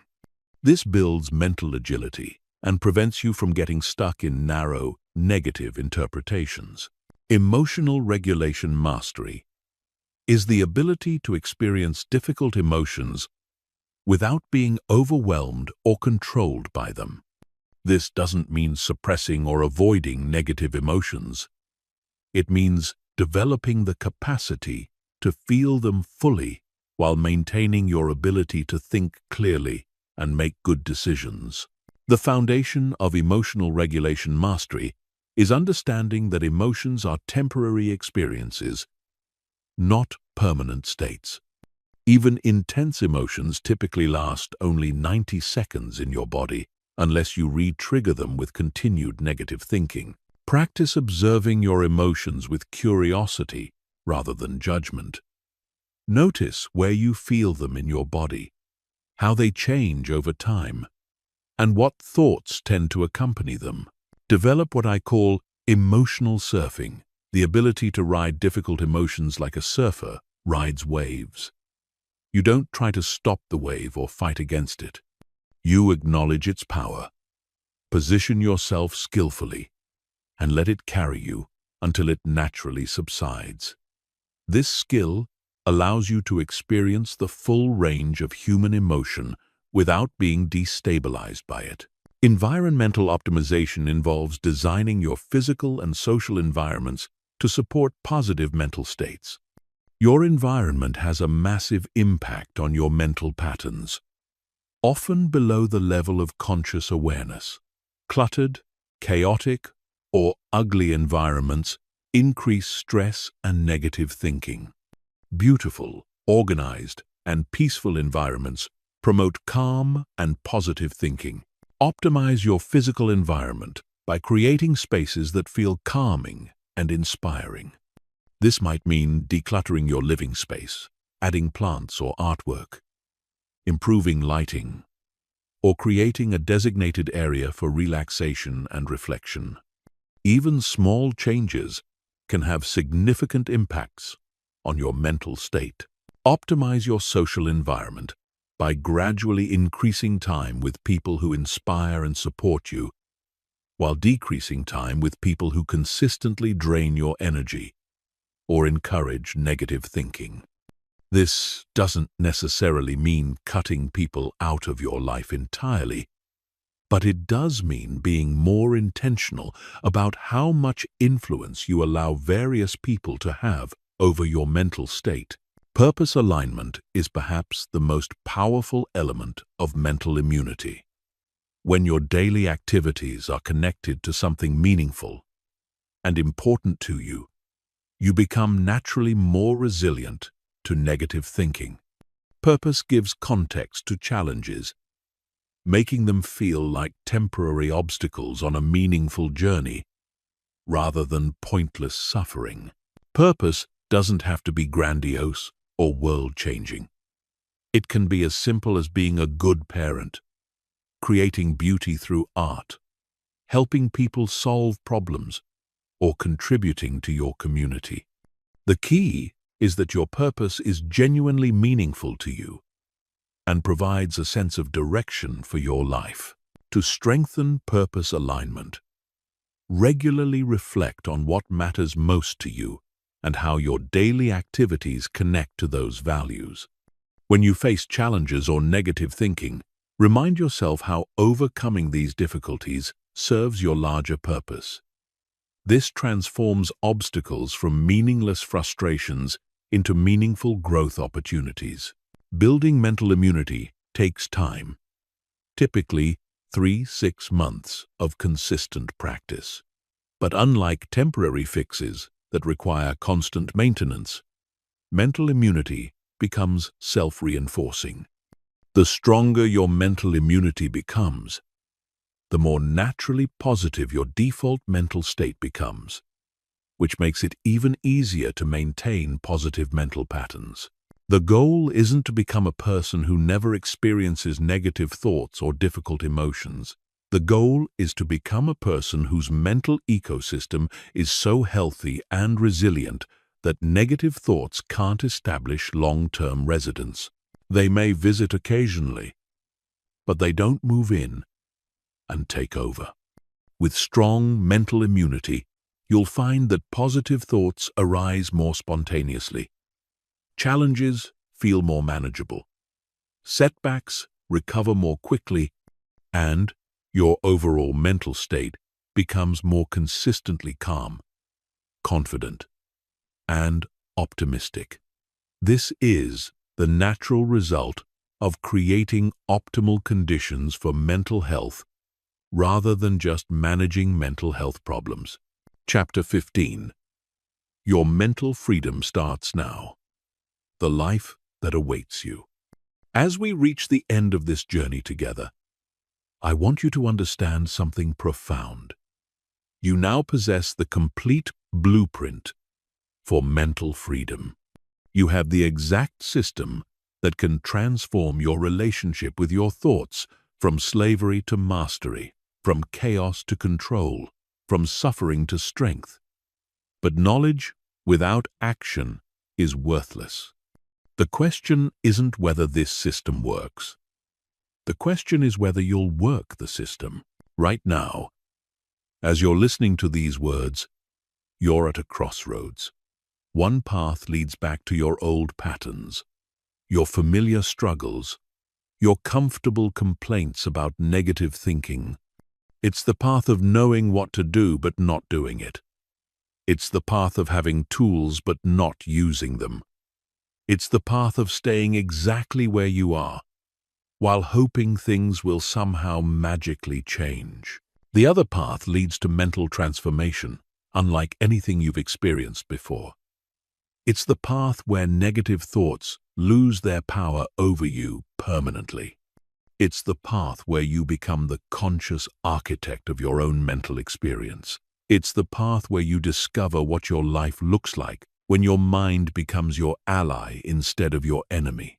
Let me paint you a picture of what your life will look like when you fully implement everything you've learned today.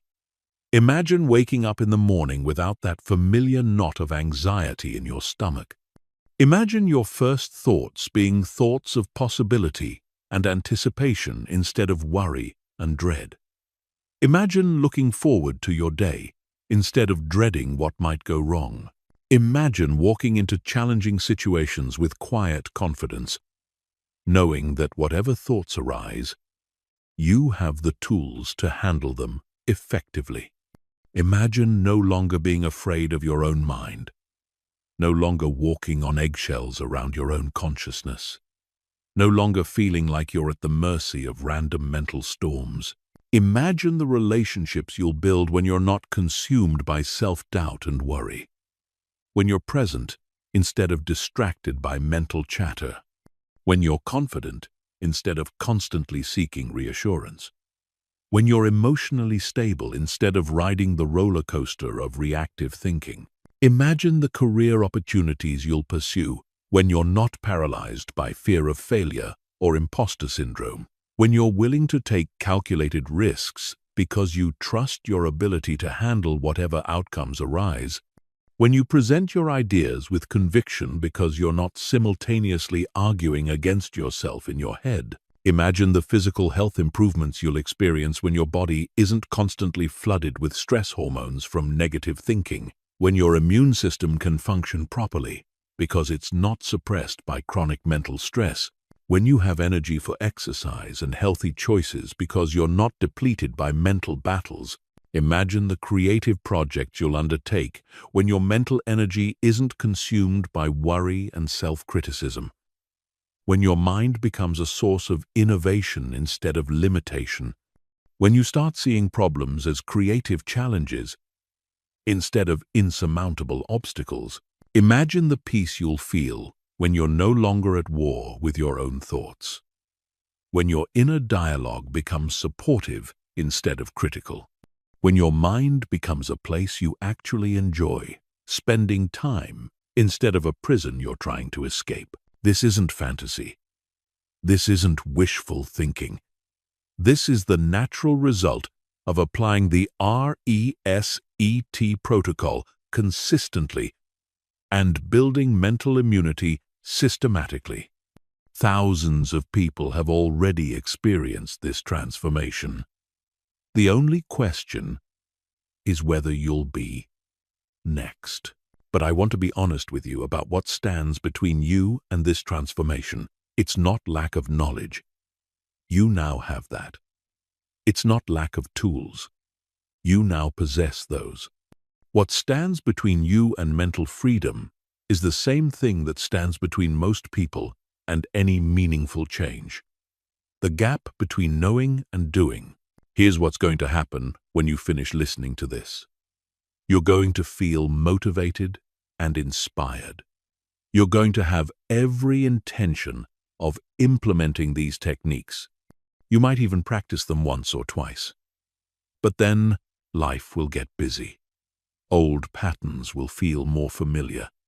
And there's a very good chance you'll gradually drift back to your old ways of thinking. This is normal. This is expected. This is why most self-help information doesn't create lasting change. People consume the information, feel temporarily inspired, but don't create the systems and habits necessary to make the information permanent. Don't let this be your story. Don't let this be another piece of information you consumed but didn't implement.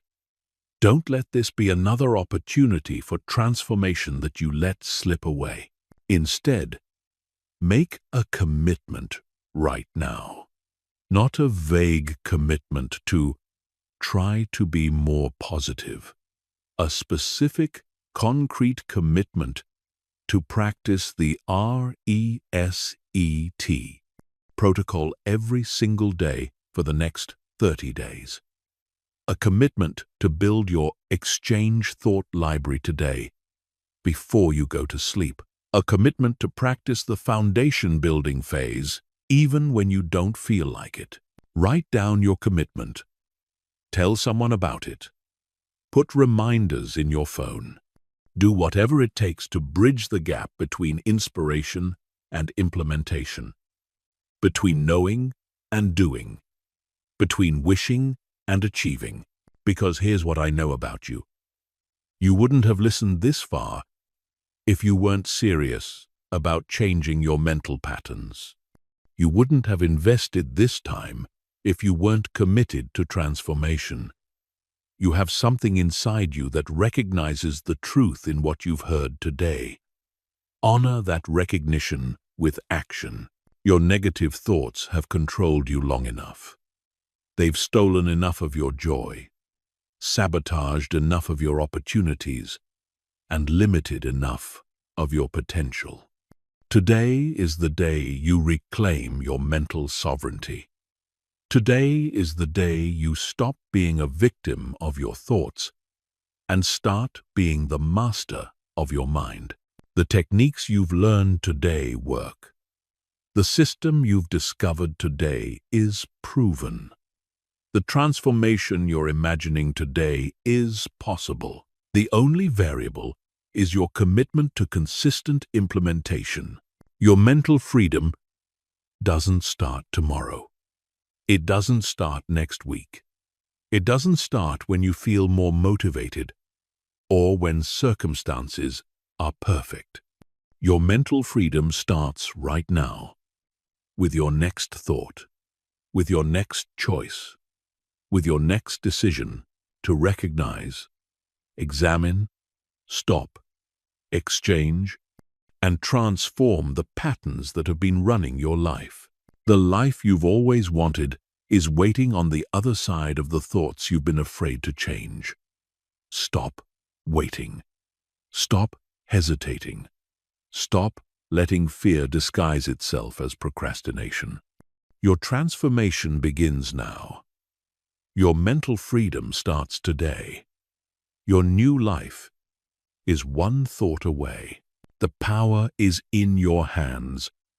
The tools are at your disposal.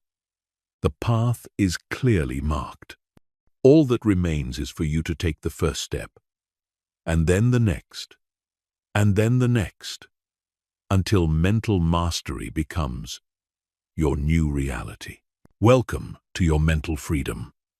Welcome to your new life.